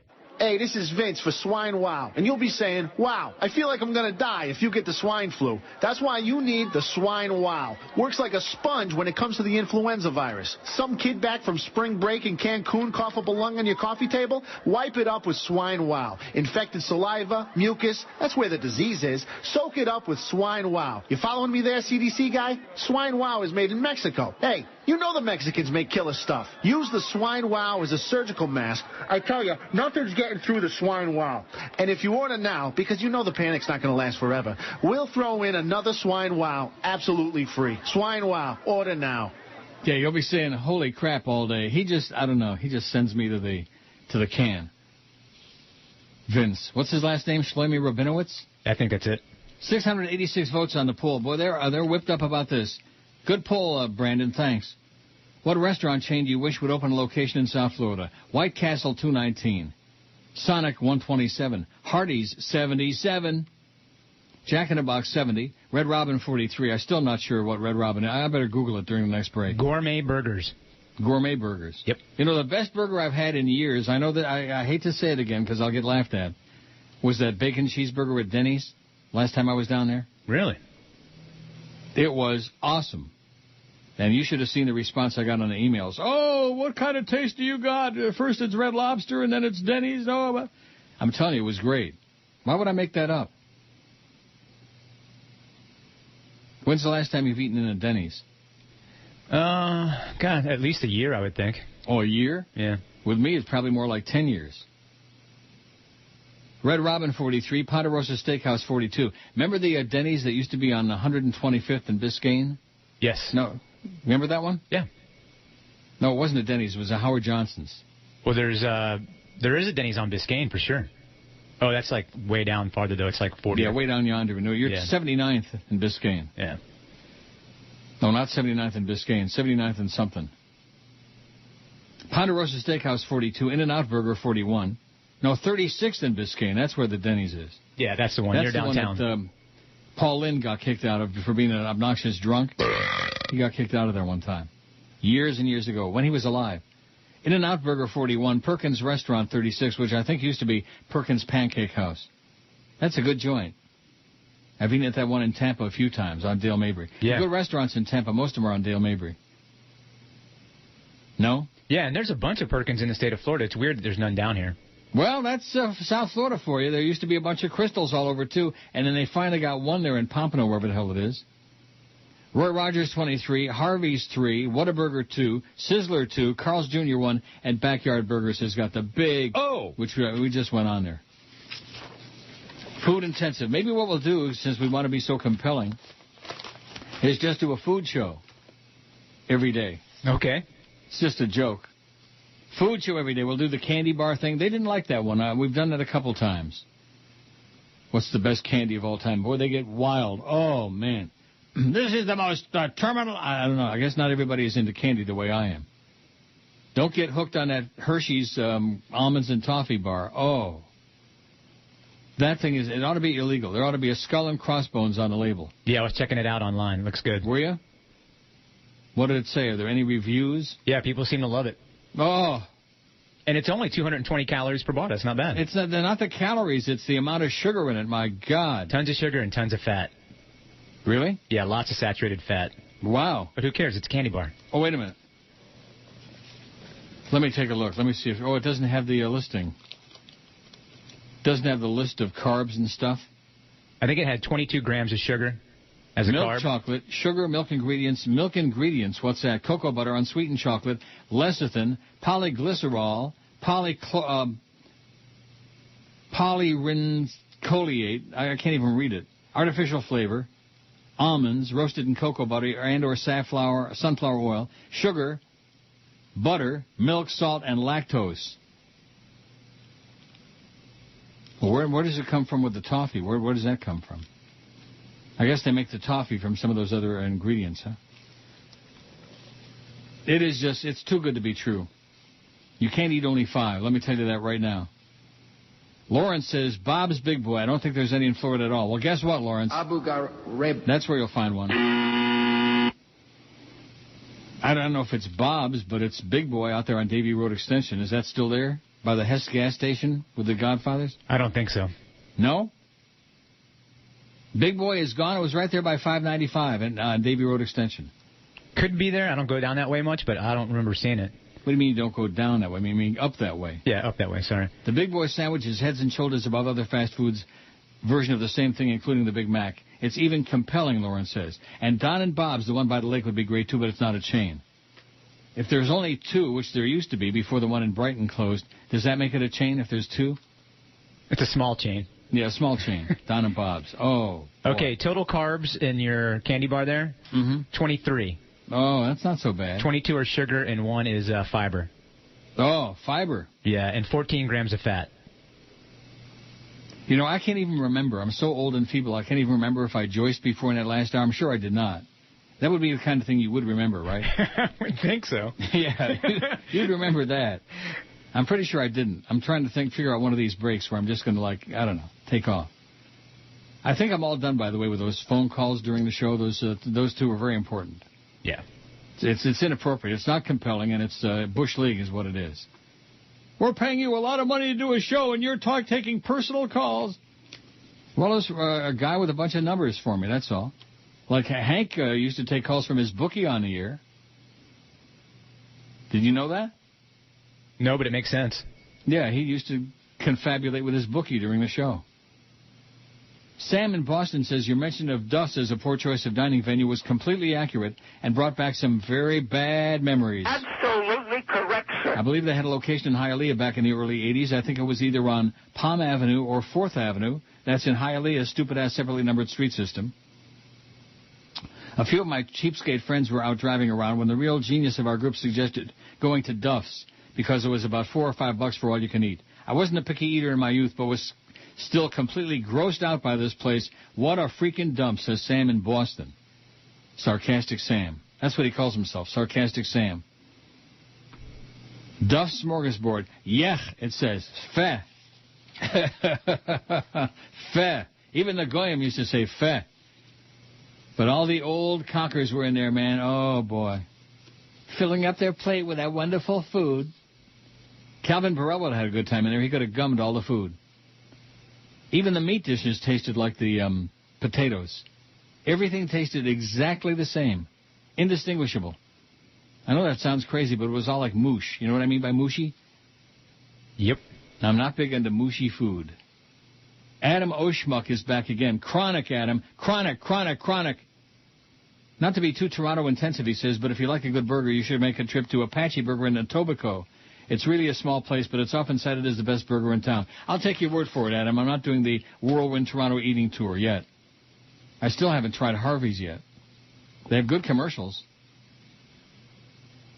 Leonardo is back. He says, what's the difference between bison and buffalo? Buffalo is the popular name often used to describe North American bison. However, this is a misnomer. In fact, buffalo are distinctly different animals from bison. Although both bison and buffalo belong to the same family, Bovidae, true buffalo, are only native to Africa and Asia. You won't find any real buffalo in Buffalo. So I guess you're eating bison burgers. I guess so. Eating that crap. It just doesn't sound appetizing to me. I don't know. I mean, well, what difference does it make? Right. We're so conditioned to think that somehow cow is more, I don't know. Well, you're not eating any of it anyway. Right. But it amazes me, This whole conversation today is kind of a moot point for you because you're not gonna be going to any of these joints. I don't know. You what? Maybe. Well, what would you stick to this thing 100%, or once in a while you go off the wagon? No, I stick to it, but there's usually something I can eat. Like the waffle fries? Oh, yeah. Except I don't go to Chick-fil-A to eat them, though. You don't go what? I don't eat them at Chick-fil-A. Why not? It's a protest because it's such a religious place. Chick-fil-A is a religious place? Oh, yeah. It's owned by religious nut. Oh, yeah. That's why they're closed on Sundays. Born-again religious nut? Sure. Really, or you don't know? Chick-fil-A. I just know it's owned by a Christian group, yeah. Oh, by a Christian group. Mm-hmm. Well, you know what they say. A lot of goyim out there. Hi, this is G. Gordon Liddy, and they don't come any worse than Neil Rogers. Hey, girls, want to see the sleazy side of the American Doll? Then you need Talking Tramp Stamp Barbie. Check out the dragon on my lower back. The tail goes right down to my crack. And Talking Tramp Stamp Barbie has a whole variety of tattoos to choose from. I could tell you why I have it there, but that's my secret. You'll have hours of fun with Talking Tramp Stamp Barbie and her new boyfriend, Talking Tribal Tattoo D-Bag Ken. I don't know what it means, but my arm looks pretty cool, don't it? So pick up a Talking Tramp Stamp Barbie today. Barbie's Malibu Ink Parlor sold separately. Oh, Flea sent me a thing about Chick-fil-A. Well, you really got a bug up your ass about that. You wouldn't eat it anyway, would you? You don't eat chicken, do you? No, not anymore, but I still won't go and get the waffle fries. But that's just a personal choice. Yeah. Food's good, you know. I hear it's really good. I'm not going to go there and subsidize them, though, because of what you say. Fershke says, was Duff's in the corner of that shopping center next to the Chinese restaurant? Yeah, that's right. I remember eating in a restaurant there when I was little, but could never remember the name. It was like a buffet or something. The Chinese restaurant was great, though. That's correct. The Chinese restaurant was great, and Duff's was to die from. Not to die for, but to die from. 710 votes on there. 710. What is 710? Radio Mambi? Yes. Used to be WGBS. One of the really bizarre things that I've never been able to understand. Mm-hmm. WGBS was located back in the day when there was a WGBS at 710 Brickell Avenue. In like a house kind of a building on Brickell. And there's 710 on the dial. Huh. How do you go about doing that? I don't know. In other words, which came first, the chicken or the egg? That would be like us being 560 State Road 7 or something like that. That'd be cool. Well, maybe we're going to be moving there. You know, we can orchestrate another one of these great moves, and it seems to work out really well. Well, you emailed me all this stuff about Chick-fil-A. The founder, S. Truett Cathy, is a devout Southern Baptist who has taught Sunday school for over 51 years, whose religious beliefs permeate the company to this day. The company's official statement of corporate purpose says that the business exists to glorify God by being a faithful steward of all that's entrusted to us and have a positive influence on all who come in contact with Chick-fil-A. The locations are closed on Sundays. Our decision to close on Sunday was our way of honoring God and directing our attention to things more important than our business. If it took 7 days to make a living with a restaurant, then we needed to be in some other line of work. Through the years, I've never wavered from that position, said S. Truett Cathy. Oh, focus on the family he's involved. Oh, boy. Mm-hmm. Hocus pocus, focus on the family. That's all I need to know. Thanks. Yep. Thanks, Flea. Well, I've had a couple on this. The location in Davie is a Shoney's, big boy, that's been closed for about 2 years due to a fire. It says the sign near the road says they're threatening to reopen soon. Better look out. We're going to reopen it. There's Elias Brothers, big boy. There's Shoney's, big boy. And then there's Hey, big boy. See, if I was down there, if I wasn't so out of touch, I could actually, and if my mother was still alive and I was going there every Tuesday for lunch, I would drive by the big boy and I'd see the big sign. And I would know that. I would drive by Hess and I'd probably make a beeline in there for the Godfather's Pizza. We used to go to ones in Tampa, but I think they were Fisher's Big Boys. Fisher's Big Boy, never heard of that. Oh, yeah. Had the Mishi Fisher's Big Boy. Had the big kid out front, like a big statue of the little boy. Yeah, that's right. That's Big Boy. That's their logo. Kind of like the Pillsbury Doughboy. Right? I think so. I mean, along those lines. It's a long time, man, a long time. Talk about living in the past. George Ann says, Hola, don't forget that back in the day there was a Duff Smorgasbord in Hialeah. And a Black Anus on 49th Street. Oh, I remember Black Anus. I remember the days when you would leave work every day and drive to Baskin-Robbins on 163rd. That was great. No, not every day. If I went there every day, I'd be dead. You remember there used to be a Baskin-Robbins in North Miami Beach, 163rd, not far off the highway. And it had a drive-through. And I would get a hot fudge sundae on chocolate ice cream, or chocolate marshmallow, 3 scoops. Chocolate marshmallow doesn't exist anymore. I mentioned that a couple of years ago. And then somebody tried to tell me, oh, there's fish food. Fish food is great, but it's not chocolate marshmallow. Do you remember chocolate marshmallow? Yes, I do. Why did they stop making it? Because it's too good? I guess. Then Georgianne also says, have you ever eaten at P.F. Chang's? Yes, once. Yeah, there's one by my house. It's always packed. Very overrated. Very overrated. I mean, I love Chinese food. It's hard to get a bad Chinese meal. I'm not saying the food there was bad, but it was nothing special.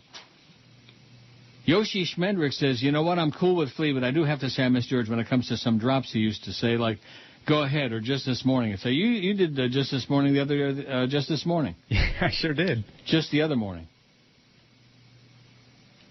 Now, how come I can't find go ahead? Go ahead, go ahead. Go ahead. Oh, you're cheating. You've got it on the 360. Oh, yeah. I don't. I got it on the DCS, and you don't even know how to use the DCS yet. Well, you'll learn. It's not that hard. If I can figure it out. It says, I missed the fart sounds. I guess I had to get used to it, so I'll get used to Flea. But eat a burger, Flea, for crying out loud. Don't be trying to push meat on this guy. He's a vegetarian. See, I'm not one of those people that tries to tell you how to live your life or what to eat or like that. Right. Or what to drive. It says, how can you talk about food if you don't eat meat? Well, he did. How long have you been doing the veggie thing? 8 years. 8 years? Yep. Do you eat Boca Burgers? Yeah, they're awesome. I'm the one that introduced Boca Burgers in South Florida. I made a big hit out of them on IOD. Did you know that? Probably not. No, but they're good. I made them legendary, Boca Burgers. It says it's like Jolly Joe telling Neil what compelling radio is. Oh, and I got some great news, by the way. Very good news. Okay. Yesterday, I did not get a call from your friend, and I didn't even get a text message saying I'm going to call you tomorrow. Talk about those numbers and talk about this. Well, what did you find out during your slinking up and down the hallway yesterday after the show? I didn't find out anything. Those guys were all gone. They were all gone? Yeah. And maybe one of them ain't coming back. Could be. You think? I don't know. Where would that leave you? Flapping in the breeze, maybe? I don't know. He's your link. He's your lifeline. Yeah, he's my guy. Yeah, that's what I hear. Pusillanimous Pussyfooter says, In-N-Out is a small family-owned California chain that's limited to California, Nevada, and Arizona.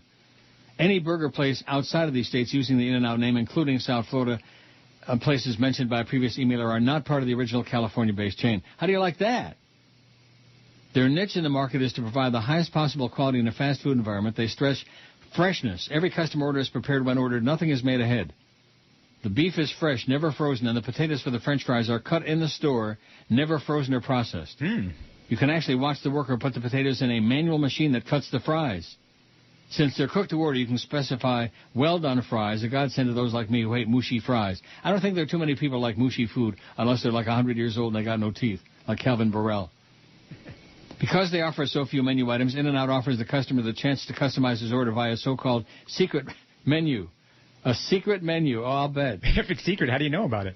The most famous secret option is animal style. Animal style?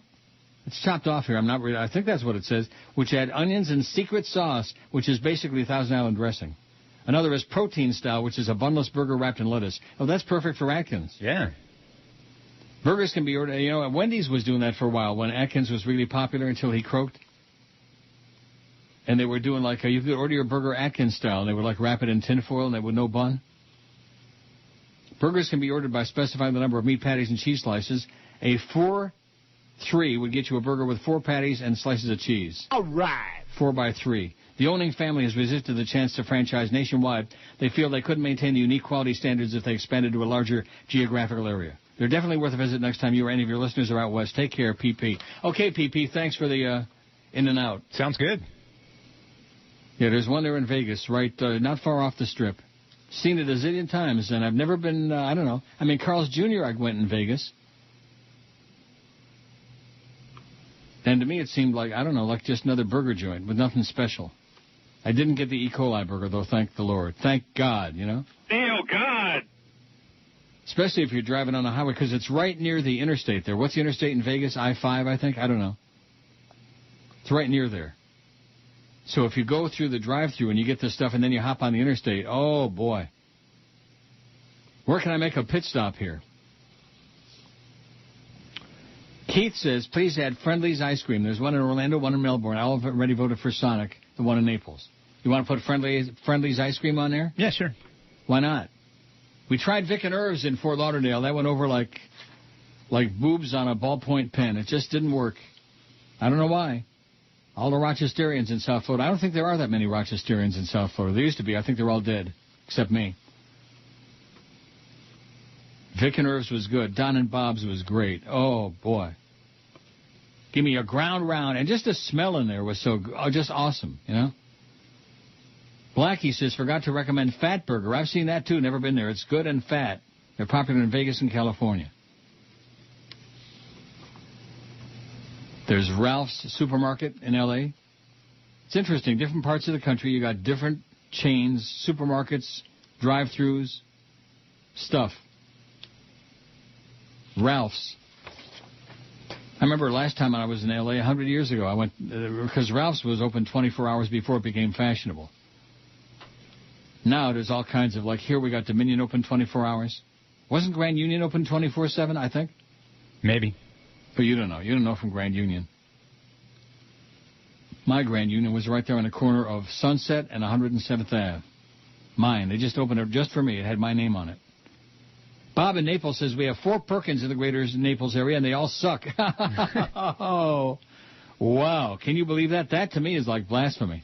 What about Bob Evans? That's for rednecks, isn't it? Yeah, that's why they're in Tampa. Bob Evans? Well, what is it? They're like good. A biscuit place? It's like a Denny's, yeah, you know, something like that, where they got skillets and stuff like that. It's pretty good. Oh, skillets. Yeah. Bob Evans. What about Luther Evans? I bet he's not alive. No. Well, it be the 12 to 1 hour on WQAM.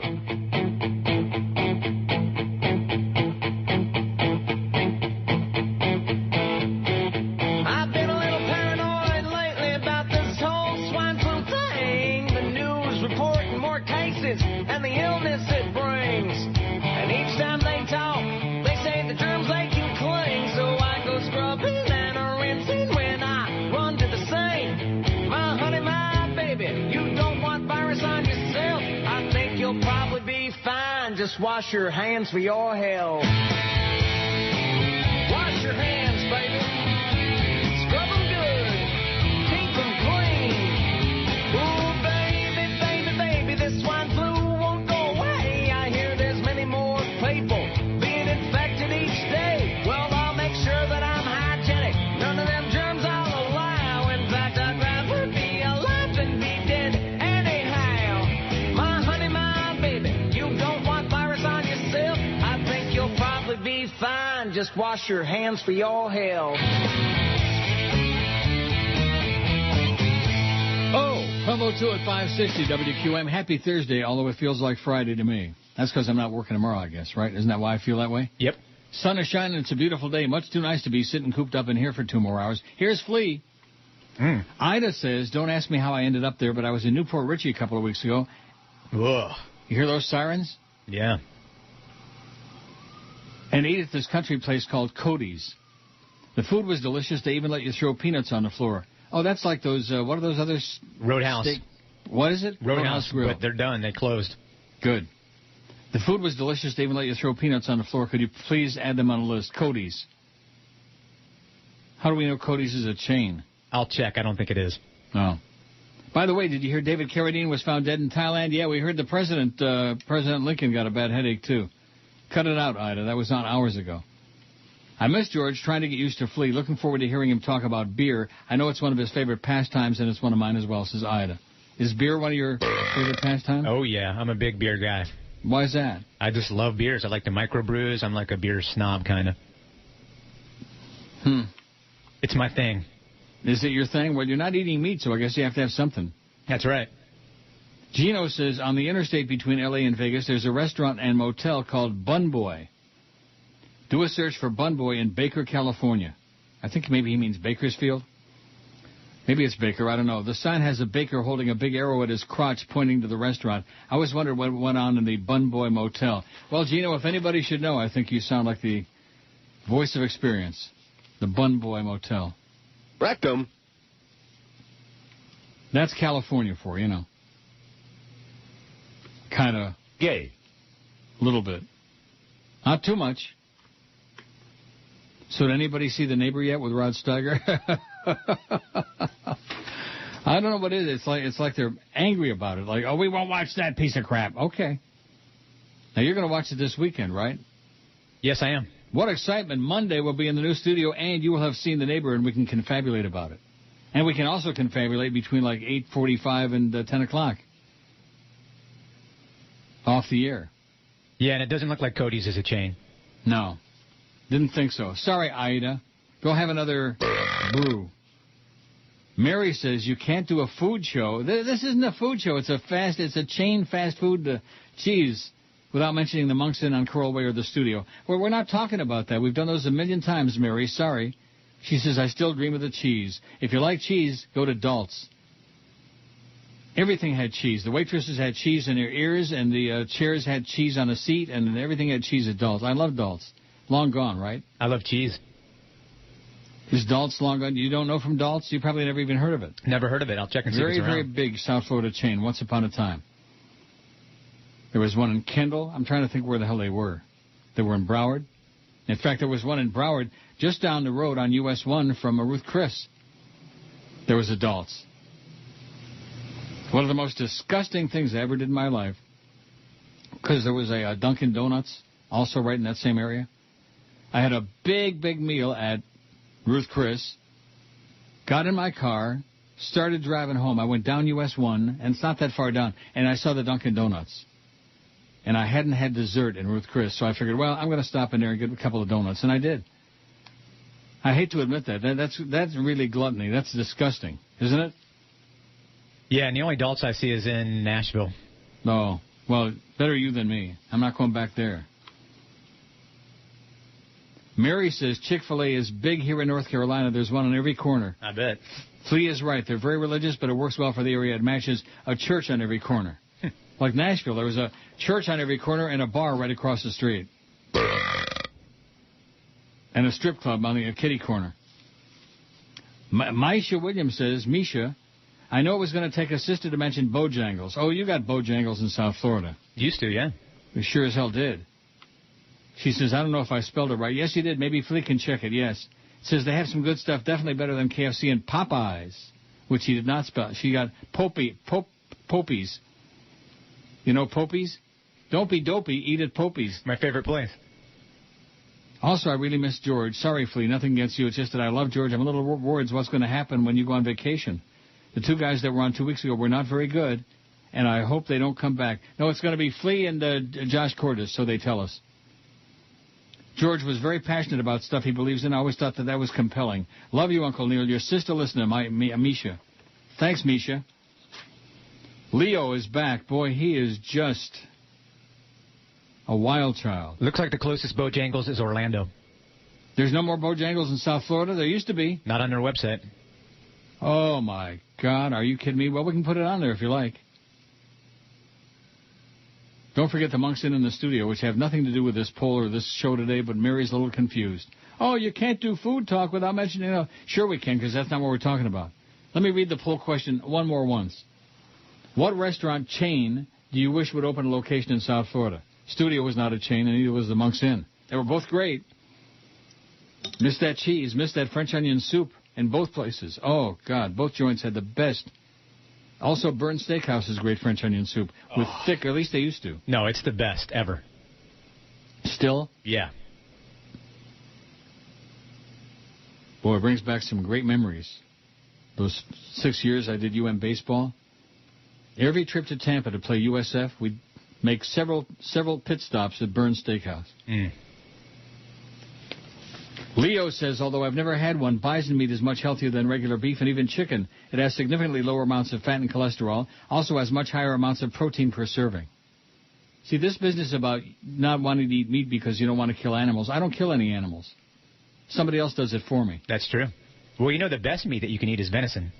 Gamey. Oh, gamey. I don't like gamey. I don't like duck.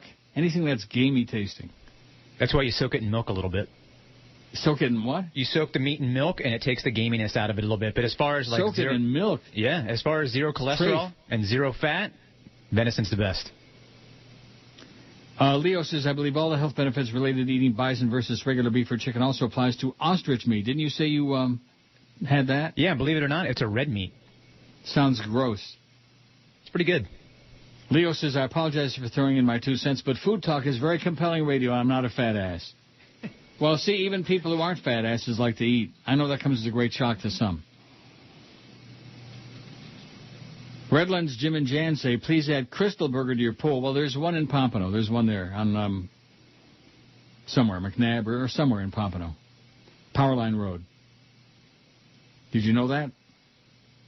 Makes you feel like you're right back in Tampa again. Well, there's billboards up around here, so there has to be some Crystal Burgers. Oh, yeah, there's Crystals, and there may be more than one. It says, except the one on Colonial in Orlando. Bad location, if you know what I mean. Yeah, I know what you mean. Also, my dad once took us to Duff's. Yeah, couldn't wait to get out of there. There's you're just too young, unless you're at least 99. There's a Crystal Burger on Sunrise and Powerline. That's what I just said, Powerline and something. Sunrise. Sunrise and Powerline, there's a Crystal. Just go to that drive-thru and fill up the tank with burgers. Open the trunk. Load it up. Although I'll tell you, it's good, but it's not Wayne Arnold's.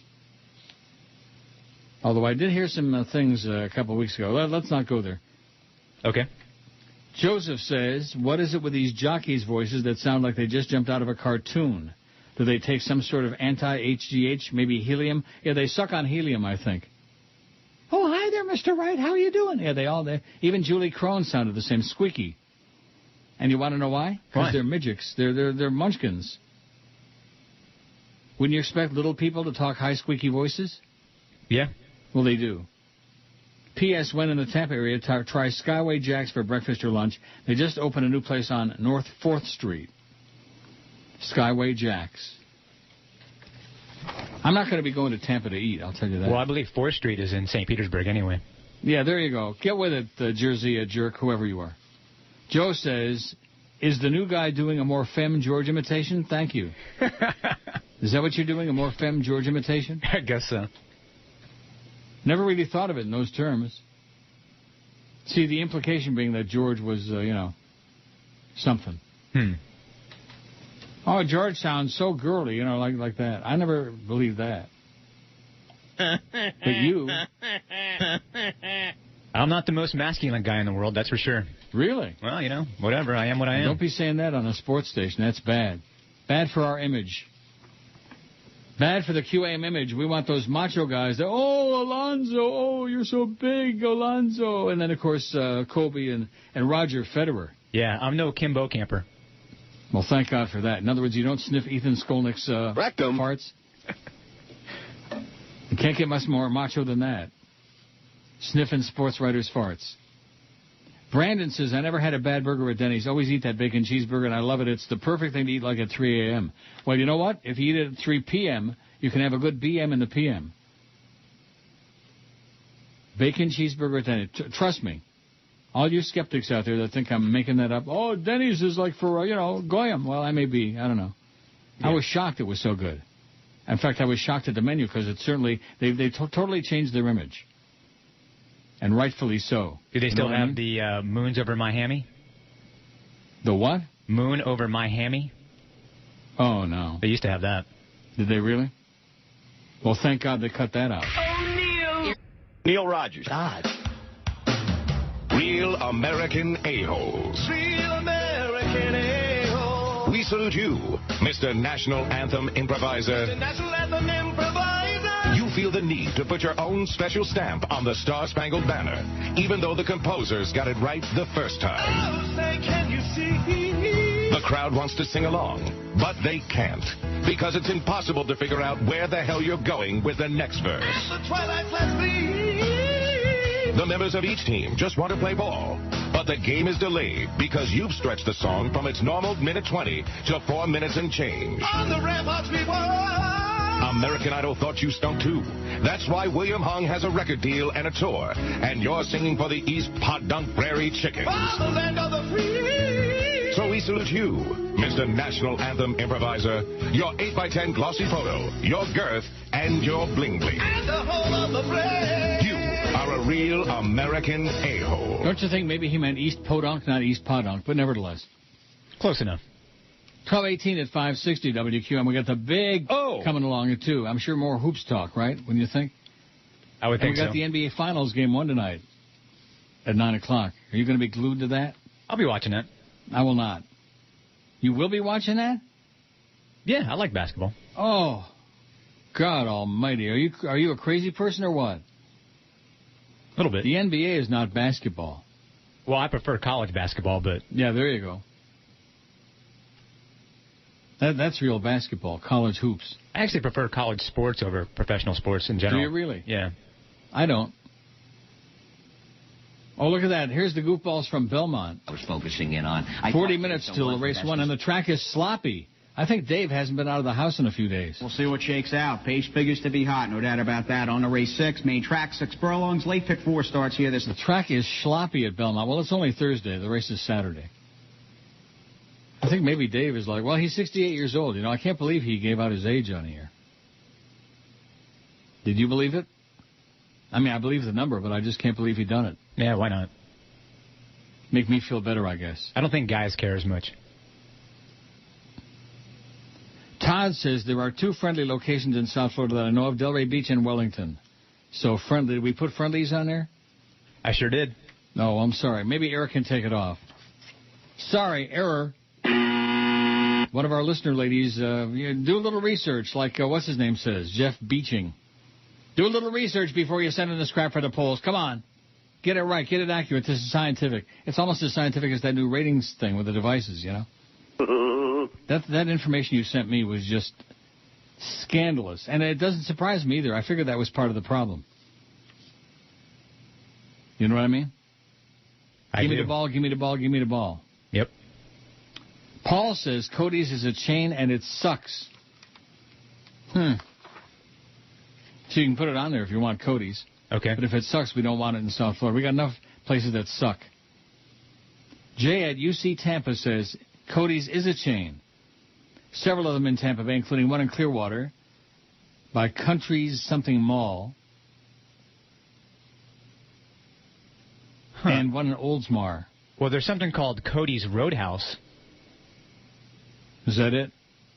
It says inexpensive and as good as to be expected for the dollar. In other words, it's cheap and it tastes like cheap. Jay from Tampa, 18-year listener from the WSUN days, age 36. Thanks, Jay. Yeah, that must be what they're talking about, Cody's Roadhouse. There's 12 locations. Oh, my God. I'll pass.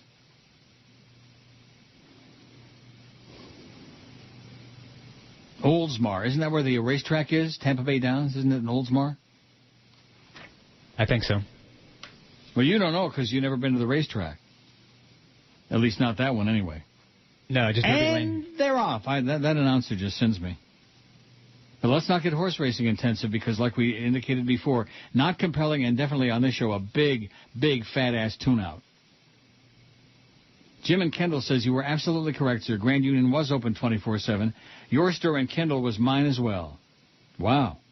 In fact, that was my first job when I was 15 years old, way back in '83. The store closed down, was replaced a short time later by Sun Supermarket, which I also worked at. Yeah, it was kind of sad because they had redone the entire interior. They did a makeover on Grand Union now. And they put in all the new fancy schmancy stuff and the fresh salad bar, and then they closed it down. Jim says, that's all the material I have. Keep kicking major ass. Flea is doing a great job. George is sorely missed. Have a great summer. I will. Going to be losing my ass, man, every day. I'm going to be out there plunging my guts out. And one day I'll hit a big jackpot, you know? And then I'll send you a text message, say, hey, see us in another lifetime. Oh, I thought you were going to say you're going to send me money. No. Oh, dang. No, I'll send the money to George. There you go. He needs it more than me. me. Listen, the big bucks you're getting paid and you're begging me for money now? No, I'm just saying if you hit it big, you know. Well, how big? What's the most I could win there? $1.5 million? I'll take 10%. I'd send you a couple bucks. 2. Alex says there used to be adults in Kendall, 117th Ave and Kendall Drive. Great place. That's correct. That's one I ate at many times. There was some really good food, man, in that area for a fat old slob like me. When I lived in Kendall for 5 years, there was the original South Florida Godfathers there in that plaza. And also in that same plaza was Taco Schmaco. What was it, Tacos Olé with the squeezed cheese? In the same little strip shopping center. Brandon says, I think you're thinking about Shoney's. Yeah, we've been through that. That's old. I got to get through my pile. You know, when you do food, any kind of food talk. Oh, Rick says, tell Flea thanks for taking off the Elmo song. It played last break. This was at 10:27 a.m. And yes, they had 6 guys on ice for about 25 seconds, the Penguins. Really? Yeah. Well, that's why they got, you know, the 2 referees and the linesmen. They got 4 officials out there on the ice, so they don't miss anything egregious like that. 6 men on the ice for like 25 seconds. Wouldn't you find that to be just abhorrent? Well, even the players on the Red Wing bench were like pointing at it, going, hey, somebody call a penalty here. Yeah. And nothing. And then they got one called against them, which led up for the power play goal. Well, good. Screw them. Screw the stinking Red Wings. God, I hate them. You have no idea how much I hate them. Especially since Steve Yzerman retired. God, do I just despise the Red Wings. And in South Florida, of course, once they started winning Stanley Cups a few years ago, all the bandwagon jumpers, all these people with their Red Wing jerseys on, who've never even been close to Detroit, and believe me, they're not missing anything. All of a sudden, everybody's a Red Wings fan. Teams of the 80s and the Canadians of the 70s. And if Pavel comes back tonight, all these Pens fans out there, watch out. Oh, Pavel Datsyuk. Wings will dominate again. I prefer Pavel Bure myself. Boy, he was so great, so exciting to watch. And the people in South Florida, they wouldn't know Pavel Bure from Pavlov the dog. Remember Pavlov? They ring the bell and he would start salivating. Like Tiny, my little dog Tiny. I used to, when you had whipped cream in the refrigerator, like for ice cream and stuff, you know? Oh, yeah. And I would take out the can of Ready Whip, and I would shake it, and he would get on his hind legs and just go crazy. Just go nuts. And then I would, like, press the nozzle, you know, and smear a little bit on his nose or something. He would look at it. He'd just go nuts for Ready Whip. I mean, Ready Whip is fine, you know, Cool Whip, whatever. But not something I would go. I wouldn't get up on my hind legs and start screaming for it, would you? Well, maybe. There are a few things in my life I would get up on my hind legs and start screaming for, but that's not one of them. Trust me when I tell you that. That is definitely not one of them. 26 past noon at 560 WQAM. Flea will be here tomorrow with Josh Cordes. Am I correct? Yes, you are. So isn't this going to be kind of like a primer for the like a warm-up for the vacation and summer schedule? Yep. Excellent. And then Monday we're in our new studio. We're going to have the dots on my phone, allegedly. You'll have dots. Wow. See, I would take some more calls today. I don't need any because I've got 50,000 emails with all this food talk. And yesterday was awkward, like I said. Now, Dave Johnson got on there seamlessly. That was fine. It was great. We took our call, our celebrity caller. And I think that's enough for today, don't you? Why spoil a good thing? Let's just shut her down. When in doubt, shut her down. Get her done. Get her done. Oh, that spot with Danny Boy. Oh, my God. What does she say to Marino? Go deep, I think, or something like that? No, not go deep. Look alive, Marino, or something like that. Yeah, look alive. She throws him the ball. There you go. Look alive, Marino. Oh, poor Danny Boy. How many zillion dollars do you think he's got? And maybe that's what George ought to do. Go to Dan Marino's house and knock on the door and say, you know what, they just canned my ass at QAM. Can you spare me some chump change, Danny? Yeah, what's $100,000 to him? Nothing. Nothing, that's right. Hey, Danny Boy, send $100,000 to George over there in Hollywood. Come on, Danny. You can handle it. I'd ask Jimmy Syphilis, but he's fallen on a hard time since his restaurant and wine joint went out of business, went under. Yeah, never got a chance to go there. I'll be damned. I'm sure he would have invited you. Yeah, I'm sure. Yank it, baby! We at GM are going bankrupt. And since a majority share of the company is owned by the American taxpayer, we asked Joe Public to help design their cars. And they told us what features they wanted. I want a passenger seat holster from a sawed-off shotgun. You got it. I want the steering column to be the exact replica of a Klingon spaceship control panel. You got it. How about nicking a smuggler's false bottom in my minivan to hide my relatives? I don't know. Excuse me, Me again. Hey, how about removing the middle console so my lady can have an easier time giving me a little road?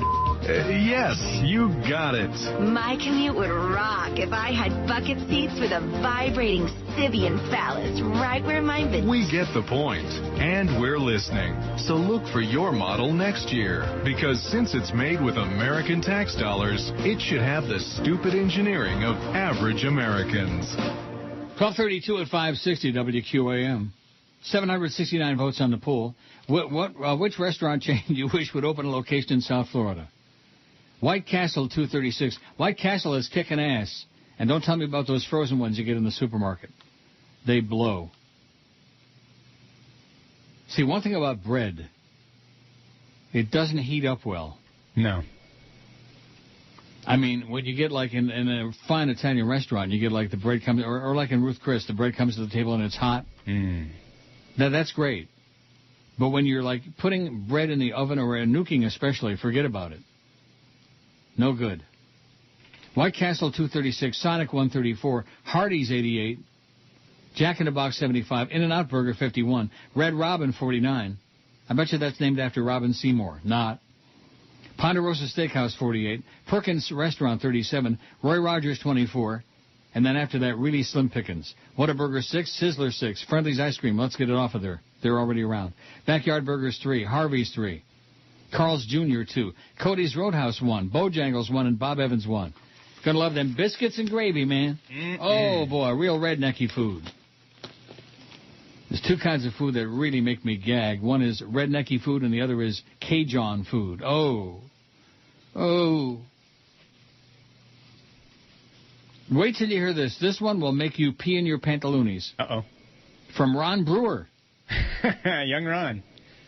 Says, heads up, Mr. Rogers. Okay, don't say I never did anything for you. This is a top secret, but I'll let you in this week only. Tomorrow night, the Arbitron people will be doing their thing in front of P.F. Chang's in Aventura. 8 p.m. it gets really busy. We'll be out there with banners, trucks, promotions, and even if they don't listen to us, they say they do because we pound them with advertising. And then we also walk around and give people free DVDs, concert tickets. See, this doesn't make any sense because they can't say they listen because of the new technology. So this is obviously a fake Ron Brewer. We walk around and give people free DVDs, concert tickets, and if they put down that they listen to us, they have to do it in front of us. Well, they aren't putting anything down anymore. That's not the way it works, schmuck. Flea, I can't believe your good friend, a.k.a. my producer, didn't tell you this. We also got the Paul and Young Ron Day at the Marlins game. Arbitron will be there, too. You know what, though? It's not Ron Brewer, I'm sure, but it's somebody in that building. Is it really? Yeah, because they know who I know. So if you guys want to improve on that 1.3 share, you might want to get out and promote a little, Flea. Even if they don't listen, they'll say they do if you give them something. Respect Ron Brewer, broadcaster, news and weatherman at the highest-rated morning show in South Florida with that bogus 12.5 and 8.7 and whatever else they got, 10-something. They should live so long. But we wish you really good luck with all that recycled material. Evidently, it's working out well for you. So it's somebody inside that building, huh? Has to be. Now, which building is that? The Clear Channel building. The Cheap Channel building. Maybe it's Johnny Dolan. Could be. Maybe it's Toast. The real Johnny Dolan. Yeah, probably Toast. He's a real ass clown. His wife is hot, though. Is she really? He's got a wife? Yeah. Toast has got a wife? He sure does. Holy cow. She cuts hair. Not his, because he's bald. I haven't seen him in a long time, the Toastmaster. Yeah, you're not missing anything. I know. Larry says, I emailed you yesterday about The Neighbor, but I didn't listen if you read it. Well, last night I watched it online from Netflix. Certain plans you can watch it right away on the PC. Well, do you have that? No, I usually just get the disc. Oh. It says, well, it was very Alfred Hitchcock style, suspenseful but very, very slow. Yeah, it's slow. And the funny thing is, you look like Rod Steiger. No, I don't. No.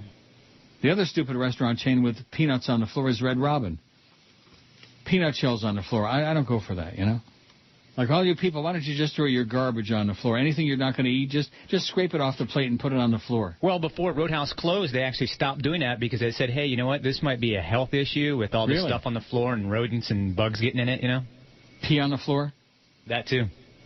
Do they at least have fresh ice for you? Yeah, everywhere. Fresh ice in the urinals. You know, there wasn't one. I don't think anybody commented on that. Maybe they did. I peed in a cup last night just to see if I'd like it. You peed in a cup? A cup of ice, yeah. Oh, no. Hopefully a paper cup. Maybe it was a ceramic cup. Maybe it was this Paul and Young Ron cup from a Cheap Channel. Alyssa says, just as an FYI for Flea, if he likes French onion soup, guess what? The broth is beef-based. Uh-oh. I know that. And if you ever want to try ostrich steak, they have it at 17th Street Fisheries. I miss that place. Yeah, that place is good. I think they have bison, too. I haven't tried ostrich meat myself, but I've had the bison in the famous Al Dowd's Buffalo Burgers that used to be here in New York. They were delicious. Buffalo Burgers are worth a try if you're in the neighborhood. I miss George tremendously, but Flea is doing okay. You're doing okay. Okay. Not great, but okay. I'll take it. Here I am below the famous Green Monster a few weeks ago. Socks suck. Boston's a great town, though. We had a blast. We went to see the Mets play. My boyfriend is a huge Mets fan. I just went along for the ride. Alyssa from Long Island, waiting for the sun. I feel like I'm in England here. Yeah, for the last few days here, too, until today. It's sunny now. Oh, there she is. There's Alyssa. At Fenway. And there's the Green Monster in the background. Yeah, I went to a lot of games at Fenway when I lived in Boston, because I used to work at Sears in Kenmore Square. And some days in the afternoon, I would just take off from work and go to the ball game, like the people in Chicago do. You see all these guys in their, business suits all dressed up. They're taking off from work. They're screwing off and they're going to the Cubs game. It's the way it should be. That's right. Not in South Florida, though, on those rare days in the summer when the Marlins schedule an afternoon game, like when the other team's got to get out of town early. Yeah, well, let me tell you, I went to the game last night. There was 10 people. Maybe 4,000 people there. Really? Yeah. Maybe. If you count the ushers and the usherettes? Right. And the people in the press box? I'm not going anymore, though. You're not going anymore? Right. Well, it must have been a fun game to watch. What did they do? Well, they walked the bases loaded, this clown, and then he walked in 3 runs and they left him in there? Yeah. Including the pitcher, he walked with the bases loaded? The pitcher, yep. I heard Joe bellyaching about that. Whoa, gee. I like Freddie Gonzalez, but he's not a good manager. He needs to be fired. He's a terrible manager. But that's not the reason why I'm not going. I'm not going anymore because I'm tired of paying $8 for a beer. And he mishandles the pitching staff. It's just something fierce, Freddie Gonzalez. Horrible. I don't want to get sports intensive, but wow. When I was down there a month or so ago, I was watching a Marlin game, and oh, brother. He brought in a guy, I don't know the names because I don't follow baseball anymore, but he got tagged so bad, and he just left him in there till he blew the game. It was one of those games where they had like an 80-run lead, and they blew it. You're not going anymore, though, huh? No, I'm protesting because of beer prices. Well, what are the beer prices? $8 for a bottle of beer. Hey, with the money you're making off this show, man, you ought to be able to get plastered there by the 4th inning. Yeah. $8? $8. For a bottle of beer. $12 if you want the Heineken can. $8. Wow. Yeah. I don't think most of those schleppers can afford that crap.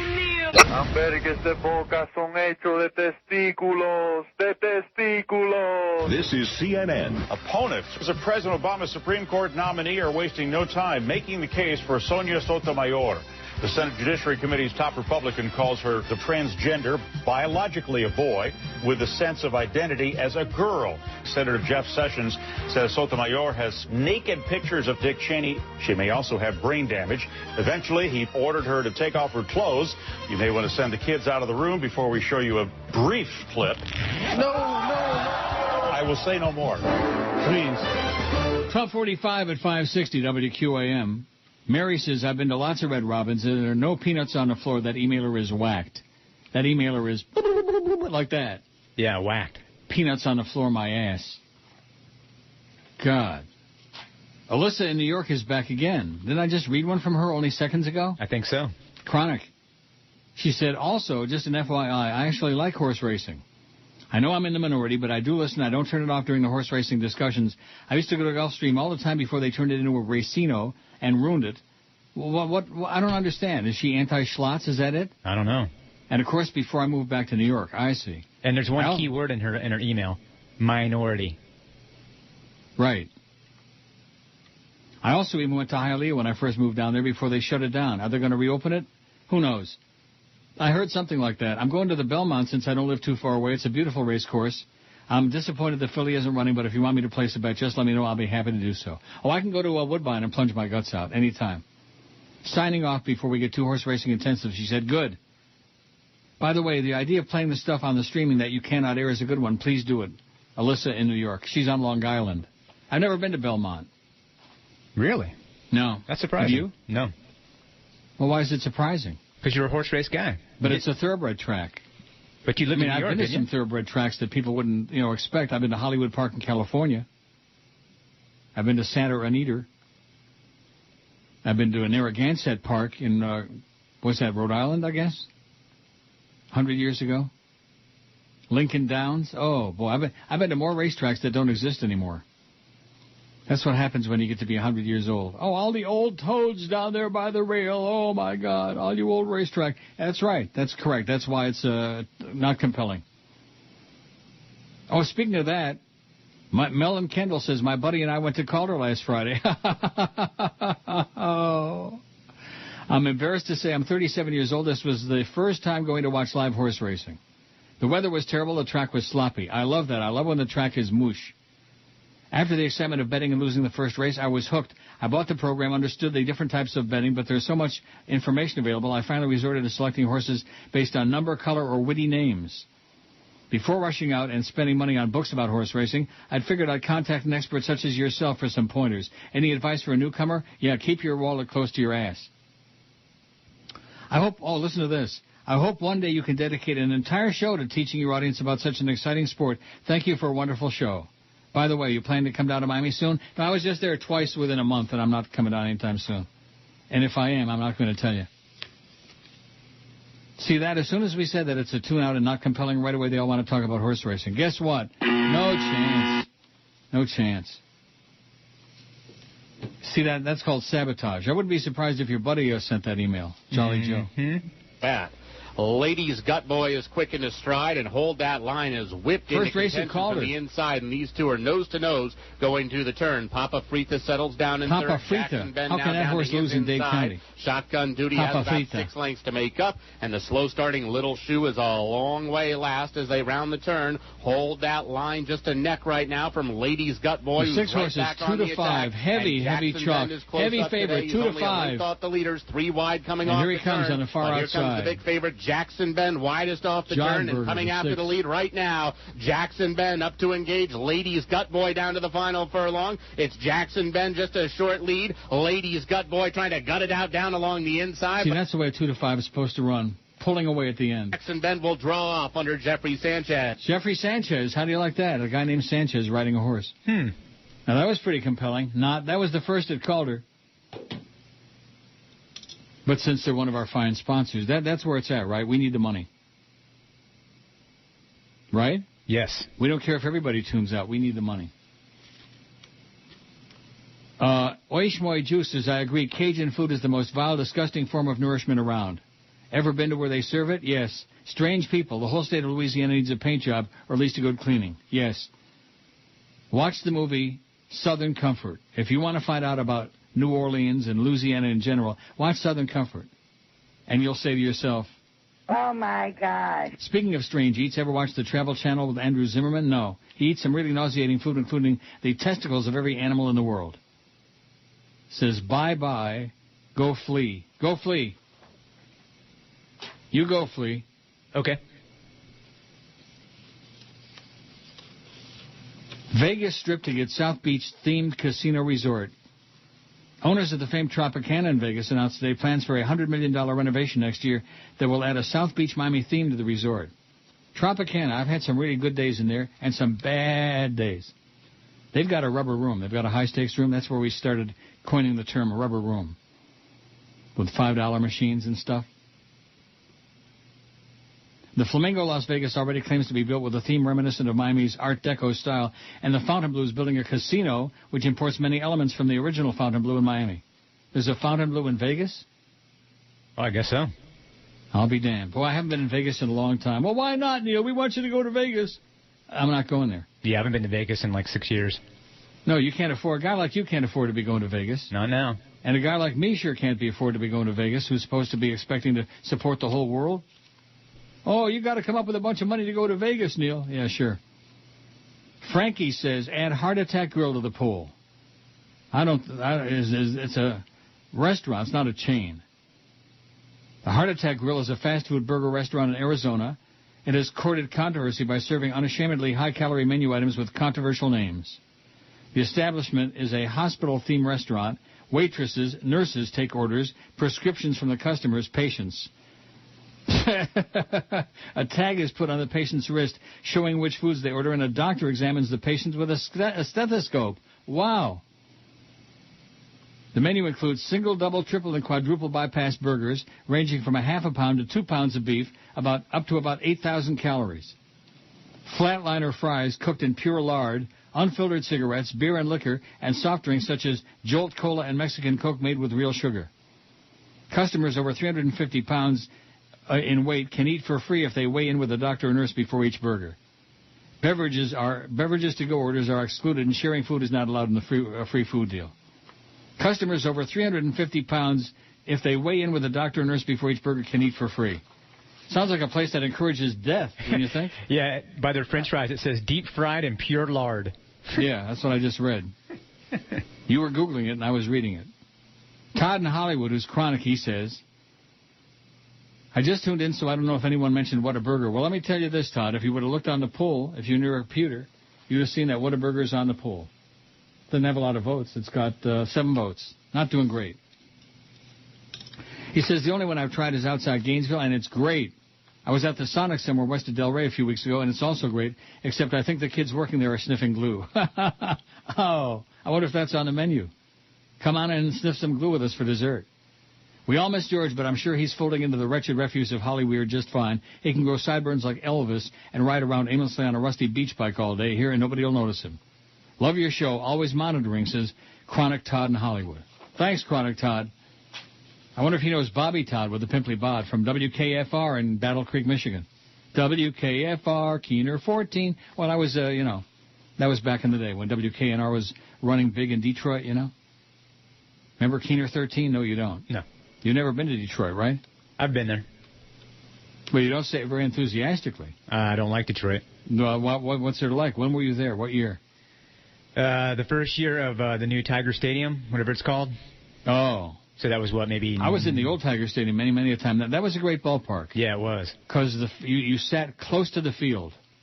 No matter where you were sitting, you felt like you were close to the field. Does that make any sense? Yeah. So that had to be, 10 years ago? Maybe? Oh, more than that. Yeah. 30-some years ago. Late 60s, early 70s. No, 10 years ago. I'm saying when the new ballpark opened. Oh, I don't know. I think about 10 years. So in other words, you haven't been... if you were in Detroit after 1967, you don't know anything about Detroit. Right. Because Detroit pre-67 was a great, vibrant, exciting city. Motown, oh my God. It was great. And the speed limit back in those days was 70, and if you were going 90, the cop would go by you 100, like you were standing still. Dave says the moron who claims to have eaten at In-N-Out on 441 is wrong. It was Hot 'n Now, not In-N-Out. Oh, Hot 'n Now. Remember that? That was Pepsi's... That was Pepsi's attempt to get back at Coke because one of the fast food chains had knocked Pepsi out and gotten Coke in. And so they decided to open up their own chain, Hot 'n Now. There was one on Davie Road Extension, too. There was everything on Davie Road Extension. Yeah, that could have been McDonald's that did that because McDonald's serves Coke. Was it Mickey D's? Could have been. Well, guess what? Not hot and not now. That's what the public said to Hot Now. Not hot, not now. It says, I've had In-N-Out out west, and it's great. Double. It says, Good part about this is I'm reading all of this. I'm not getting in the least bit hungry. Not even a little bit. Bob in Coral Springs says, In-N-Out Burger is the best fast food burger in the world. In the world.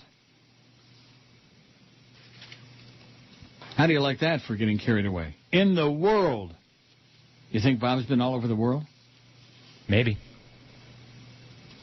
I mean, you do have Mickey D's in Amsterdam on the Damrak. Boy, there's so many Mickey D's there, and then they do a hell of a business. You want to know why? Because all the other food sucks.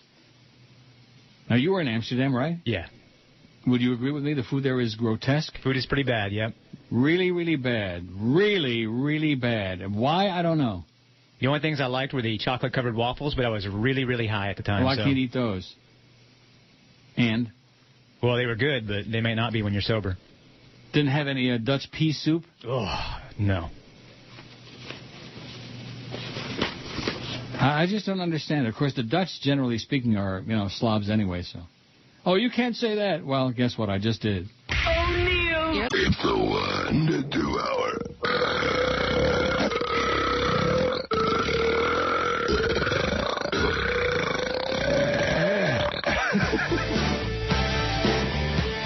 All right. You failed. You like the bone, but there's no smoke. It's time for your first stroke. You're upset. No wake and bake. No bugs exist. Not even shake. You can't deal. You have to leave. You go out to find weed. Your money's tight. You can't see another way to fill your need. Oh, you try to think of who could score you some bud. Oh, yeah. You almost switched to booze, but your pipe is lined with pot. You know you're gonna have to scrape it. You're addicted to bud. Might as well face it. You're addicted to bud. Might as well blaze it. You're addicted to bud. Might as well face it. You're addicted to bud. 102 at 560 WQAM. This is just bizarre. Jason in Miami says, I know it's not your thing. Dutch food probably sucks, but I've never had it. Huh? When in Amsterdam, go have a good ethnic meal. It'll be one of the best you've ever had. Well, what does that mean, a good ethnic meal? I don't know. Percy says, Dutch food probably sucks, but I've never had it. Go have a good ethnic meal. The food there blows, okay? Stop trying to invent something that doesn't exist. Yeah, it's bad. I mean, ethnic meal could be like Italian food, and it could be German food, but they don't have any German food in Amsterdam. I guess it's still a hangover after WW2. The Dutch hate the Germans so much. You can't even get like kielbasa there or bratwurst in Amsterdam. No German food. The food is abysmal. It's abominable. It's an insult. That's why when you see the Mickey D's, you think, oh, yeah, now we're talking. Oh, Johnny Dolan is back in. The fake one, the real one, whichever one. Johnny Dolan, radio star. Keep in mind that RuPaul and Old Ron gave away 1,059 transistor radios with the dial super glued to 105.9. The keepers had no choice but to log the station with Arbitron. Well, what does that have to do with now? Nothing. Have Fleet go to Radio Shack and you'll have the same results. Hope you enjoy your new home. I don't have a new home. See, this is somebody, again, fishing around. Heard me talking about going to a closing tomorrow and about getting the closing price and all this other, and he thinks I'm going into a new home, which I'm not. Everybody out there is a maven, an expert on my life and on everybody else's life. South Florida, the home of the Yentas. There's the president. Places like Uluzal that carried the light of learning through so many centuries, paving the way for Europe's Renaissance and Enlightenment. I wonder if he was holding hands with the King Faisal, whatever his name is, Faisal Al Schwartz yesterday in Saudi Arabia. I hope not. Too much hand-holding with the Saudis means $5 a gallon gas. Well, it's been going up. Oh, yeah. Thanks, Mr. President, for those low gas prices and for that very marginal American dollar. Let me take a look at my BNN, okay? Yeah, and I think gas around here now for the cheapest is around $2.60. Remember when it was like $3.60? Ooh, yeah. Oil went up that's bad. Oil went up $2.76, $68.88. That's bad news for me. That means the loony's going to be going back up again. How come we don't hear from Maria Bartiromo no more? You think she's tuned us out? Could be. Could be. I'm just waiting for them to show this damn thing on here, and it's so slow. So slow. I don't care about the 2-year note, the 5-year note. A fool and his money are soon farted, okay? Oh, we understand you've got some money in our bank. We want you to invest in it. Take your investments and blow it out. We can get you like 0.5%. I actually had a call from my Florida bank inviting me to take my fairly large balance in my checking account and putting into a interest-bearing account. Oh, 91.01, up from 91 cents. Well, that's could be worse. Could be better. The American dollar is in the tank. Several dollars in your tank. Rich in Orlando says, I voted too early. In-N-Out Burgers is very good. It would kick ass in South Florida. Whataburger is pulling out of Central Florida. I would have thought In-N-Out would have pulled out. But Whataburger is pulling out of Central Florida. It sucks. Rich says, I voted for Sonic, which would do well, but In-N-Out is legendary and for good reason. Went to Donatello's last month. It was everything you said it was. The best thing was that the patriarch shakes everyone's hand and thanks them on the way out. Yes, he does. Yeah, the service there is great. Oh, yeah. That beats the hot of a mint or a fortune cookie. Yeah, they sure fell in love with me when I was on SUN there. And we stayed for that week in Tampa, you know. And some of us on the staff went over there and ate there for, you know, on the house. Oh, my God. They treated us like kings and queens. Those are the IOD days. I think the goddess must have been there. No. No? Yeah. I don't remember who all was in there. But I know they sure loved me. Oh, they treated me like I was the king of the universe. Melech HaOlam. Charles in Pinecrest says, I love Sonic. The burgers are just okay. However, I'm a sucker for tots, and they have that. They have tater tots. Oh, yeah. Plus, their sundae, shakes, ices, etc. are amazing. In-N-Out serves a much better burger. Akin to Five Guys, which is out of this world. But Sonic is the place to go for the treats, says Charles in Pinecrest. Okay, thanks, Chuck. Johnny Rotten says, I'm part frog. Poutine is the greatest thing. Poutine. French fries, cheese, gravy. Heaven, it's so good. Love you lots, Johnny Rotten. Poutine. Anything French. You know, the French are noted for great food, and they don't have any. Food in Paris was pretty marginal, too. That was years ago. I wouldn't go back if they paid me by the second. Yeah, my wife hated Paris. Oh, disgusting. Nasty, nasty people, smelly people, and they throw the garbage on the street, on the ground. You watch them come out of Mickey D's, and they take, you know, the yellow wrappers from the burgers, and they just throw them on the ground. Slobio frogs. Wow. The Dow's up 31 points. Obama urges new beginning in a speech to the Muslim world. You know why the Muslim women wear those schmatas over their face, don't you? Why? Because they're ugly as sin. If they didn't wear the schmatas, they couldn't reproduce like rabbits, which they do. Here in my building, we've got future suicide bombers like you wouldn't believe. Oh, you can't say that. I just did. 805 votes on the poll. What restaurant chain do you wish would open a location in South Florida? White Castle, 243. Sonic, 140. Hardee's, 92. Jack in the Box, 77. 77. How come there's always one on there that's got 77? Just to make me happy, I guess, huh? In-N-Out Burger, 59. Red Robin, 51. Ponderosa Steakhouse, 50. Perkins Restaurant, 37. And Roy Rogers, 24. Everybody else single digits. When did they change the name from Perkins Pancake House? Isn't that what it used to be? I'm sure of it. I don't know. You don't remember Perkins Pancake House? That one on Dale Mabry, I'm sure, was. It was kind of like the Clock.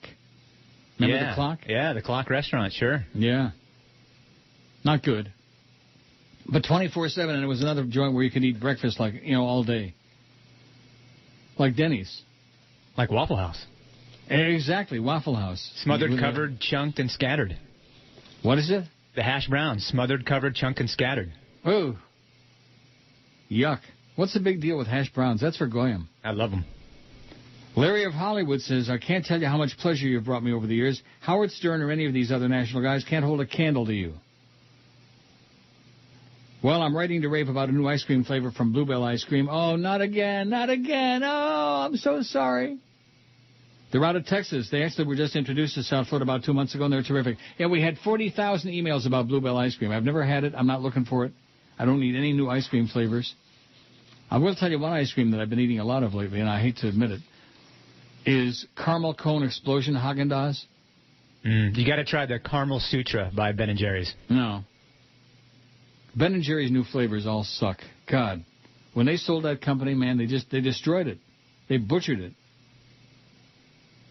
They got a flavor banana split, which sounds really great, you know, Ben & Jerry's. You'd think it would be really, it's horrible. What's an old diabetic like you eating ice cream? That's a good question. It's like asking me, what am I eating these Hershey bars with almonds and toffee? No, really, what am I doing eating that? It's killing me. Anyway, Larry says, yesterday I discovered a brand new flavor they just came out with called Groom's Cake.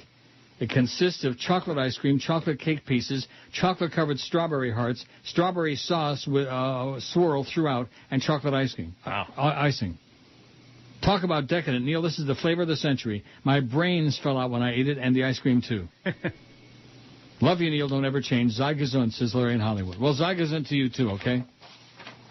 A belated happy Shavuos. Scott in Pinellas Park says, Whataburger has just closed all of their Florida restaurants. And? I guess that's it. Well, what does that prove? There's a lot, as our poll proves, there's a lot of really great chains out there that just are not in Florida. Like we were talking the other day about Shakey's. I don't know if they're still in business. Did you Google it?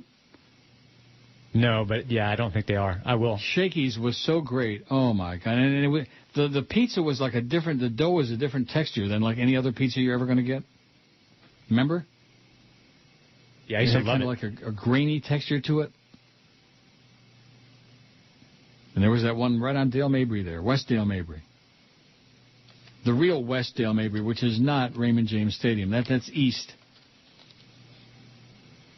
Bob in Boynton says there's a Sonic in Boynton Beach near the mall. We've had 4,000 emails telling us that, Bob. They're going to be doing a hell of a business. There's also a Jacob's Deli across from the mall. Jacob's is like a cafeteria. You get in line to order your food. The procedure sucks. Yeah, I agree with that. I don't like the assembly line deal. Finally, I seem to recall there used to be a Red Robin across from Coral Springs a while back in the 80s. That's all I got, says Bob in Boynton Beach. Jimmy says there used to be a few. He means ponderosas, but he wrote a few ponderous back in the 60s in Broward. Not very good. Really ponderous. Oh, Neil. Oh, God, Neil. Join the NRA. Shoot your gun today. Have yourself some down-home Christian fun. Blow your friends away. We'll back you all the way. Defending your right to own a gun. When you think of all the benefits you're getting, life will be sweeter when you pack your heater and carry a license to be deadly. Come on and join today. It's the American way to be a member of the NRA. Aim for the knees, aim for the chest, and always aim for the head in case they're wearing the vest. Sharpen your skills, feel more fun. We'll be there to defend your right to own a gun. Come on and join today, and you'll be proud to say you're a member of the NRA. 118A at 560 WQAM. We got the big O coming along at 2. Rock solid. This one says, ditto on the In-N-Out burgers. I've had them several times in Palm Springs. Absolutely the best. They have the freshest lettuce, tomato, and onion ever. So good I wanted to move there, says Dorothy from Miramar. And Shakey's Pizza is still around. Is it? Not down here. They went from 325 stores in the U.S. to only 60 now. Oh, boy. And they have 400 stores globally, and in 1989 they were sold to a Singapore company. I'll be damned. Where are they? Where are they located? I don't know. I'm trying to get the store locations, and it keeps taking me to all the Chinese locations. So if you ever go to Singapore, let me know. I will not. I will not be going to Singapore. Okay. Then. I want to see a bunch of Chinamen. All I got to do is walk outside here. Or get in the car and go to Woodbine. Andy says, Ale House. Any of them, but the new one on International in Orlando is the best. Has an open-air section. 20-ounce porterhouse. Can't beat it for the price, $12.95. Also, the Bahamian Dolphin is great.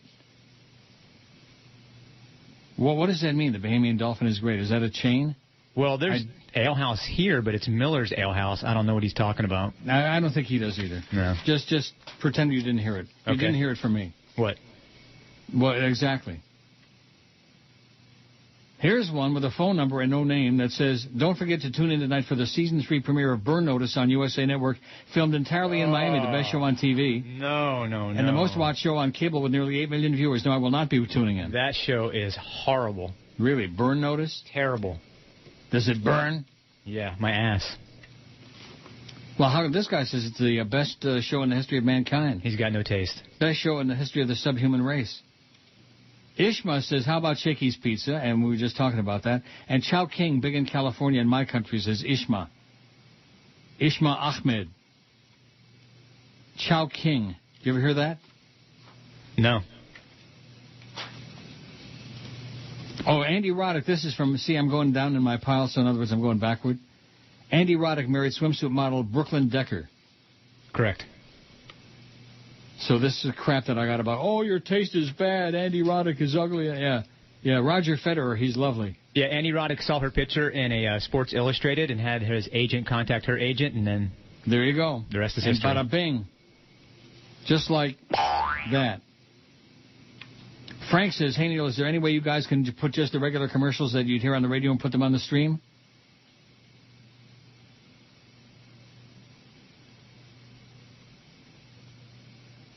Let me say it again. Frank asks, I've heard Christopher Walken, Texas Ranger, 20 times this morning, and Elmo with Jaden. They were not funny the first time. They're not going to be funny the 1,000,000th time.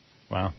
Why don't you try to get George to do a radio show during the commercial breaks on the stream? He's not doing anything. Get him out of bed. At least it'll get him to brush his teeth and put on some pants. It says, let's all thank Flea for that one. What if I say I'm willing to pay $100 to do Flea's job? Does that mean he'll be jobless? Yep. Take it. Hyman Rath says, Requiem for a Dream was great on so many levels. The fact that the opportunity of addiction comes from every direction, from the shady dealer or skanky hooker on the corner, to the doctor you think has your best interest at heart, to the fast food joint on every street, to the cartoon camel peddling fags, to the bikini chicks on TV teasing you with beer, to the raghead selling scratch-offs, to the cookie aisle at Publix, to the slot machine at Woodbine, to the Starbucks that seem to be everywhere you turn. It's time to get over these useless illusion and petty judgments of the degrees of other people's vices and whether or not they're better or worse than you. Let's face it, we're all addicts. That's correct, Hyman. Let's stop being so damn self-righteous and accept the world for what it is, a bunch of flawed souls looking for some relief from the monotonous and sometimes crushing reality of life. I know, moderation is the key, he says. Good luck with that. Yeah, good luck with that is right. Like, don't eat more than 5 of those Hershey almond and toffee bars. You can't eat only 10. Jim says the best thing about In-N-Out Burger, they fresh cut the fries. Haven't we had like 50 of those already? Yeah, and I heard David Carradine died. Oh, yeah. Oh, and this. Well, I'm getting backed up from way back in the beginning. Gordon says, over here in Fort Myers, we do have Sonic, Hardee's, and Perkins. Just so you know, like in the grand scheme of things, it really matters. Not. Yeah, that's true. Just because they got good food doesn't make it a great place. Like Tampa. I mean, Tampa to me is a horrendous place with just bizarre, strange people with purple and orange hair and green eyes. You know, I don't know. I'd move back tomorrow. You would? Yeah. Why is that? Because I love Tampa. What is it you love about it? It's home. The bizarre people? Yeah, I love bizarre. The redneck mentality? Well, that's right. You're not very Jewish anyway, so you don't mind the fact that there's only like 8 Jews in Tampa? And like that? Sure. Angry Italians say basta to Miller Lite ad. Miller Lite has caved in to the Italians. Italians are telling the godfather of beers to forget about it, ads, poking fun at the mafia or else. A group of Italians angry at ads cracking on Sicilian-style Sopranos lingo have convinced Beer King Miller Coors to pull down the Miller Lite commercials, which aired on Chicago TV, the Chicago Sun-Times reported. In one ad, a character from The Sopranos enters a liquor store, asks the owner if he needs protection, and the owner points to a Miller Lite keg and says he's got all the protection he needs. Another shows the same character, Vincent, threateningly asking a bartender if he's a wise guy. We seem to be the last breed in America that ad agencies think they can take a shot at, said Lou Ragu, founder of the Italian-American Human Relations Foundation of Chicago. Rago's group helped campaign to get the Miller Lite ads off the air, threatening he would convince Italian-Americans throughout the country to boycott all Miller Coors products.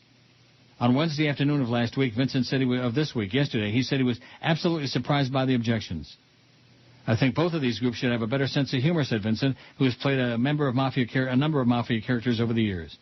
He said he didn't hesitate at all in taking on the role in the Miller Lite protection campaign. The commercials were designed to run through the summer, but Miller Coors, the company behind Miller Lite, said it'll have the ads down within a week. Basta with Miller Lite ads. How do you like that? I wonder how they like The Godfather. There was a little bit of a stink at that time. I remember Joe D'Aggiola was on the Today Show back in that day. Joe D'Aggiola. And there was a little bit of a stink about, the Italian-American Foundation, and it creates a bad stereotype. I guess they don't remember what Senator Gary said about the Italian people are refined people, et cetera, and so on. Remember that speech? Before he had to leave to go to a meeting of another committee? Oh, Neil! I want to bang you in the butt, honey. Are you sure? I can remember back when radio was cool. I said when I grow up, that's what I want to do. But now it's run by greedy corporate holes and suits that only care about the bottom line, not you. They are omnipotent, their power has no end. Because the CEO is Daddy Bush's friend. Consultants know what's meant for you to hear instead. Crazy old flows. Your brain was wired out. Crazy old flows. They plugged it in. Clear Channel Q, the radio star. Clear Channel Q, the radio star. It turns on in and the talent is gone. It sounds the same no matter where you are.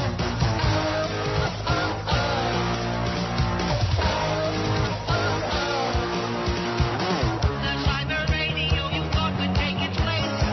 They own the satellites and orbit out in space. And by the way, $4,000 is the fare. If you expect to get your songs played on the air. Not in this program. Clear Channel Q, the radio star. Clear Channel Q, the radio star. Clear Channel Q, the radio star. Clear Channel Q, the radio star. You don't care. So you got buddies over there in the Cheap Channel building, huh? Yeah, I do. Like Toast? Toast, yeah. Steve Bransick. Who's that? He's the producer of the Paul and Ron Show. Oh, so he's a good buddy of yours, the producer over there. Maybe he can tell us how they fixed that deal. Yeah, you know, it's funny. That bit is funny, but it's so true. No kidding. I blame Clear Channel for most of the problems in radio right now. Do you? I hate Sounds like bitter to me, bitterness. But true, but bitter. Yeah, I'm bitter. When you've been in this business more than 5 minutes, you're bitter. Lord Higby says, hey, Neil, how about A&W? It's been years since I've actually been to an A&W, but I remember the food was pretty good. The real draft root beer was out of this world. Mm-hmm. If you never tried draft root beer, nothing in a can or bottle can come close to the smooth flavor served in a frosty mug. Enjoying the show as always. Is A&W still in business? Yeah, they are. They are here. They are in Pinellas Park. In Pinellas Park? Yeah. Well, who the hell wants to go to Pinellas Park? I can't believe that you wish you could be back in Tampa. I'd move there in a second. Wow. So you could go back to Derby Lane? Yeah. Here comes Swifty. Here comes Speedy, whatever they would call it. Here comes the bunny, and there goes your money. I love the dog track. I used to have a good time there. And then now I'm perfect because I'm an old fart. See a lot of old farts at the dog track. Yeah, you blend right in. Yeah. They shot a scene from Ocean's 11 there, too. Did they really? Yeah. Where, at Derby Lane? Yeah, one of the, what's his name, Elliot Gould? Yeah. I think his character, when they announce or bring him into the movie, he's actually at Derby Lane. No, he makes me nauseous, Elliot Gould. You don't like anybody. Yeah, that's right, I hate everybody. At least I'm consistent. Or it may have been Reiner. Rob Reiner? Yeah. Luke says, I'm confused about something. What the hell is a frog, and why are they called frogs? You know, I don't know. I thought that name was just for French Canadians. I know French Canadians don't like or want to be associated with the French from France. Really? They're not the same French people, just like the Haitians are French but not from France. Most French Canadians are descendants from the Vikings, although it says here the Vikings. So back to my question, why are they called frogs? By the way, I was born and raised in South Florida, half French-Canadian frog.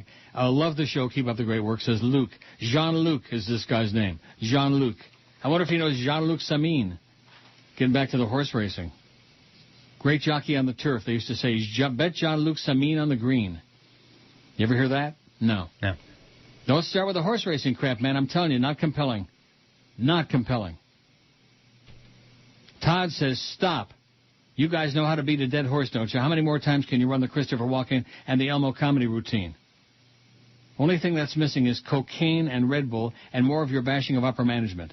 Old is what it's getting. Todd is listening online, obviously, and is getting tired of all that stuff you keep repeating. Mm-hmm. Old. Then go get a hobby, Todd, okay? Get out of my face.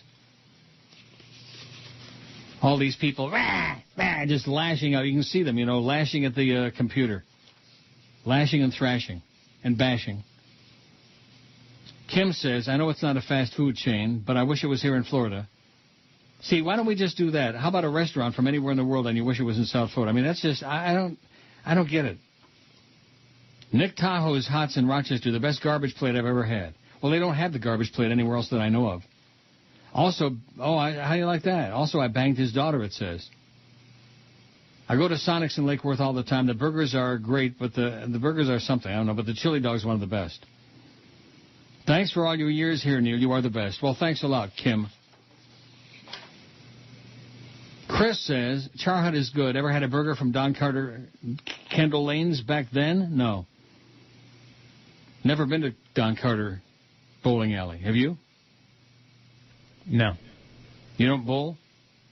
Not usually. I used to bowl years ago, but long before I came to Florida. In Kalamazoo, I was bowled in 3 leagues. And it wasn't too bad, not too shabby. Here is one that I don't understand at all. One of your least favorite people from the past is resurfacing on the Comedy Central cable network, the infamous DT, the skinny blonde kid from Whammy Channel 12 years ago. Who is DT? Do you know who that is? DT? Has resurfaced now as Daniel Tosh with a new show Thursday nights on Comedy Central. The show is called Tosh O, which is supposed to be a half-humorous look at the goings-on in the Internet world. Great, just what we need. Another show featuring freak videos from YouTube and other supposed humorous viral content. They also gave him a primetime special program where he does a stand-up comedy routine. I have no idea who that is. I don't know, but I found out why French people are called frogs. Go ahead. Because it's a dish that they eat, I guess. I can't pronounce Frog's legs. Yeah. And that's not why. just French Canadians, it's French in general are like frogs. Yep. A few months ago, he got to do a few minutes of stand-up on the Letterman show. All you can say about the kid hasn't given up yet. I don't know who that is. I guess I'm supposed to. DT, Daniel Tosh. Never heard of the name. I just don't know. And you don't either. No. Maybe to see him. Huh? Maybe if I see him, I don't know. Suds sent an email. How do you like that? Suds is still out there. Are you going to have him on once in a while during the summertime? No?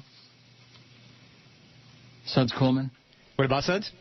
You going to have him on once in a while? If he wants to come on, yeah, he's cool. He is. The audience enjoy. He's compelling. The audience likes it when he's on. Suds said, heard you talking about Benjamin Button a few days ago. I saw it. It wasn't awful.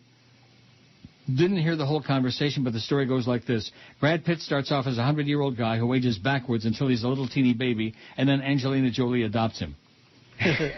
That's cute. That's Suds for you. So you are going to have, you're not going to have Lucy Lopez on, though. If she wants to come on, I don't care. Well, that sounds kind of wishy-washy to me. You have to be a little bit more affirmative than that. Yeah, but I don't care, so. You don't care what? You don't care about the show? No, I do care about the show, but if she wants to come on, she can. If not, then that's fine, too. Then screw her. Okay. Well. Oh, Hyman Rath, who sent that long pseudo-intellectual thing before, says, Requiem for a Dream could be a semi-biography about my life 5 years ago. The two major discrepancies, as far as I go, are that I never had the ass-to-ass action like Marion or her butt buddy, nor would I or any self-respecting junkie wear out Mr. Reliable, the go-to vein, to the point of losing an arm like Harry did. I've seen that movie many times, and I love that nobody sees the happy ending I saw. The black guy, Tyrone, gets off relatively okay compared to the rest of them. You never see the black guy coming out on top, in this case, very relatively speaking. He was running around naked in that one scene there, Tyrone. But he did okay compared to everybody else. Right? Yeah. I mean, Marion was prostituting herself to these disgusting, gross guys. And Sarah, she was like, oh, how do you like the scene where the two neighbors, the old lady neighbors, go and see her in the hospital? She comes out with her hair chopped off, and they're sitting on the bench crying, hugging each other and crying. And, of course, like Harry's missing an arm at this point. He stabbed that purple spot one time too many. Oh, Neil! You're listening to Neil Rogers. Neil, God. On the next Oprah, you'll be shocked. You'll be amazed. You'll be talking about it for the next however long until she shocks you again. Oprah makes your wildest dreams come true. Today, everyone in the studio audience, all 276 members, get a brand new liver. Everybody gets a liver! Everybody gets a liver! Then, tomorrow, all all 276 studio audience members get a brand new uvula. Everybody gets a brand new uvula! Everybody gets a brand new uvula! The next day, all 276 members of the studio audience get a 3-foot helper monkey. Everybody gets a 3-foot helper monkey! Everybody gets a 3-foot helper monkey! The next day, all 276 audience members get a new prosthetic arm. Everybody gets a prosthetic arm! Everybody gets a prosthetic arm! Oprah, giving away great stuff she didn't have to pay for, even though she could easily afford to. And next season, everybody in the studio audience gets Stedman. Everybody gets Stedman! Everybody gets Stedman! Shut up! Everybody gets a new rectum. Oh, yeah. 144 at 560 WQAM. So what do you got planned for tomorrow? Big, compelling show? I hope so. I'm going to try to be crisp and compelling. Good. With Cordis. Oh, well, that won't be easy. But you can break him in, get him ready for that vacation week and the summer schedule. Right. Guess how many extra days I'm working during the summertime. Haven't got no emails yet from your buddy today threatening to call. Promising and threatening to call. Maybe Bruce is still in town. No, good. Please. Keep him busy, Bruce. Keep him off my ass. Robert says you can put, oh, this is hysterical. This is exactly what I'm talking about. We're asking about chains that don't exist in South Florida that are, popular around the rest of the country. Robert says you can put BD's Mongolian barbecue on the pull. There's one in Lakeland. You get to pick your own meat, veggie, sauce, etc., and then they stir-fry it right in front of your puss. BD's Mongolian barbecue. Now, maybe it is a chain. I don't know. We shouldn't be making fun of Robert. Maybe you ought to Google it. I don't know, but talk about a pit. Ugh. Lakeland? Well, he's not recommending Lakeland. He's recommending the restaurant. Oh, I agree with you around Lakeland. Oh, my God. If you look up the term trailer trash, if you Google it, you'll see a picture of Lakeland right next to it. Lakeland. Ooh, you're right. Not that far from your beloved Tampa, by the way. No, we used to have to drive to Lakeland all the time to go see concerts when I was a kid because it was the only place that would have shows. And why is that? The Lakeland Civic Center. Well, they didn't want any of that rock music in Tampa. Oh, that's right. I forgot about that. Too many blue noses in Tampa. Too many right-wingers. Just like the Devil Rays. Oh, we got to get that word devil out of the Devil Rays. Maybe that's why they did so good last year, because they got the devil out of the Devil Rays. You think? Yeah. No?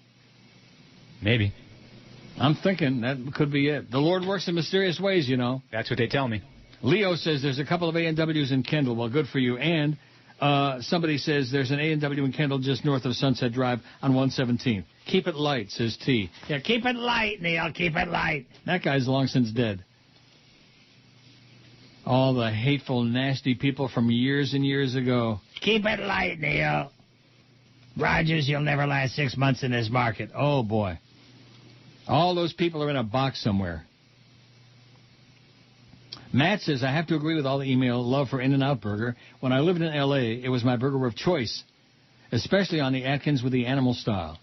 I know that they pay above minimum wage, hence the great quality and excellent service. And if I'm not mistaken, they're quite religious themselves. But screw their religious views, it's an incredible burger. Maybe they pray on the burger. Baruch atah Adonai, Barei pri ha-boiger. Just a question, when Obama heads out to Five Guys in D.C. to get burgers, is the food tested? That's a good question. By the way, BD's Mongolian Barbecue is a chain. See, I told you, and you're making fun of poor Robert. Sorry, Robert. We apologize. Anyway, Matt says, I was wondering about that watching the NBC profile of the White House when he heads out to Five Guys in D.C. to get a burger. Do they taste test the food? I remember the Queen went schlepping to McDonald's one time a few years ago? She wanted to be one of the common folk, and they schlepped the Queen to the Mickey D's. You don't remember that? No, not really. True story. And she had on her little purse on her wrist, the whole deal. The Queen. Oh, Marlowe said, did you see David Carradine is dead? Yeah, 100 hours ago we saw it. Get out of here. God. Oh, and it was Carl Reiner, not Rob Reiner in that movie you're talking about? Yeah, the dad. I'm sorry. Carl Reiner. Funny guy. Used to be on the Steve Allen Show 100 years ago with Don Knotts and Tom Poston, Louis Nye. Yeah, he's great. And what's his name? Why not? What was his name? Oh, boy. He was one of my favorites, too, and I can't think of his name. Why not? I don't know. I bet you Chicken Neck would know. Ron. Oh, this is a follow-up on that fake email we had from Greg Budell. It's the same fake Greg Budell that told us we were going to be playing oldies months ago. Mm-hmm. That yesterday gave us that crap about they're moving the show to 1470 to make way for Sid. Did you say the rumored station move for you was to 1470 a.m., asks Ron? I've been listening to you since around something or so. WQM is the worst signal of any station I've ever heard you from. I work in an electronic jungle of machinery, and over the years as the technology improves in our building, your signal gets increasingly worse. Sometimes, literally depending on which direction I'm facing, the squelchiness is so bad I let out one of those needle screams. So yesterday, when you spoke of that rumor of moving to a stronger signal at 1470, I thought, great, no more screaming. When I tuned in to see how good their signal was, there was nothing but static. I work in the middle of Hialeah, so you'd think I'd be listening range, but no. I paid my dues suffering through the noise just to listen, but if they move you, I'll be suffering not to be able to listen. Joe Bell's an ass clown. Just to let you know, I'm another generational listener. My dad turned me on to you. He used to work at Calder and was good friends with Freddie Farrell and Mickey and Sal and the gang. Your rumors tend to come true, so just in case, I want to thank you for all the great listening here, says Ronald. Don't worry, Ronald, we're not going anywhere. Over Flea's dead body. They can't do it anyway. They can't, contractually they can't do it. Oh, we'll do whatever we want, Neil. You'll see. Yeah, okay.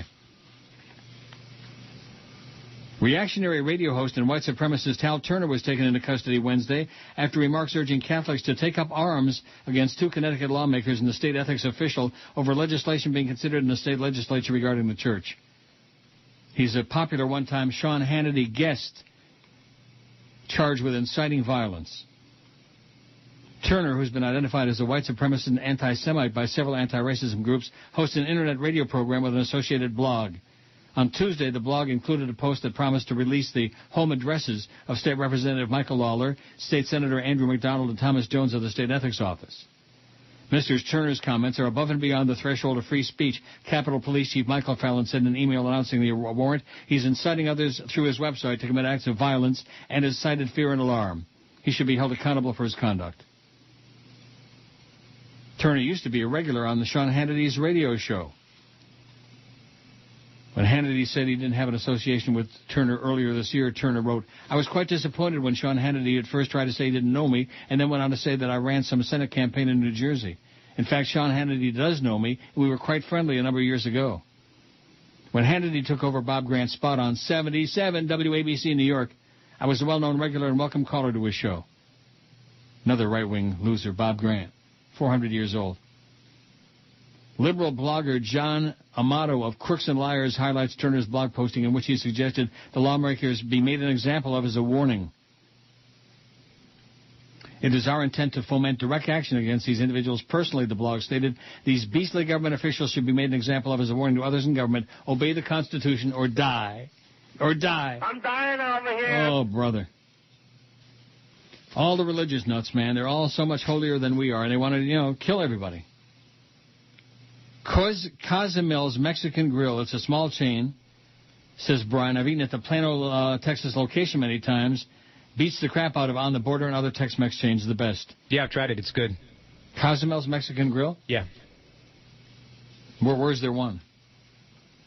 God, I don't remember where I was when I had it, but I remember eating there. Well, put your thinking cap on. By tomorrow, you'll know. So have a great time tomorrow, and we'll see you in that new studio on Monday. Wow. Oh, Neil.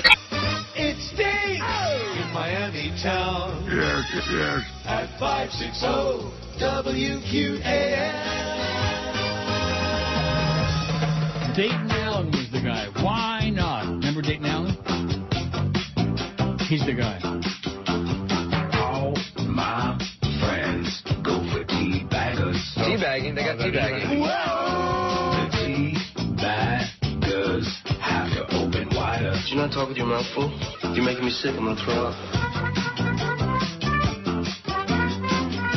Well, I got the teabagging. What is that in your mouth?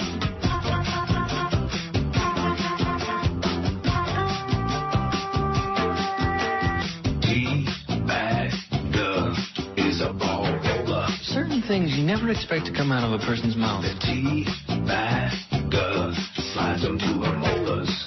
Why can't you ever just keep your big mouth shut?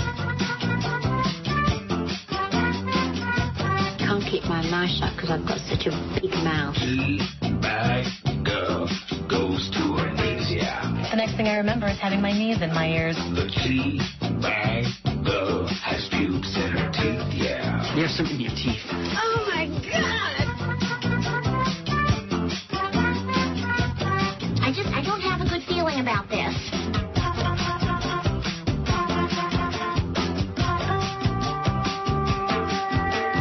Tea bag girl can't talk, don't ask now.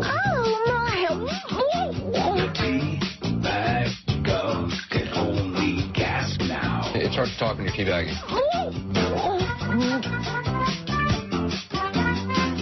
How about I sit on your kinky face for a while you think about that? All right. Take a little dip, shake 'em round a bit, make 'em do a flip, then squeeze. Take a little dip, shake 'em round a bit, make 'em do a flip, then squeeze.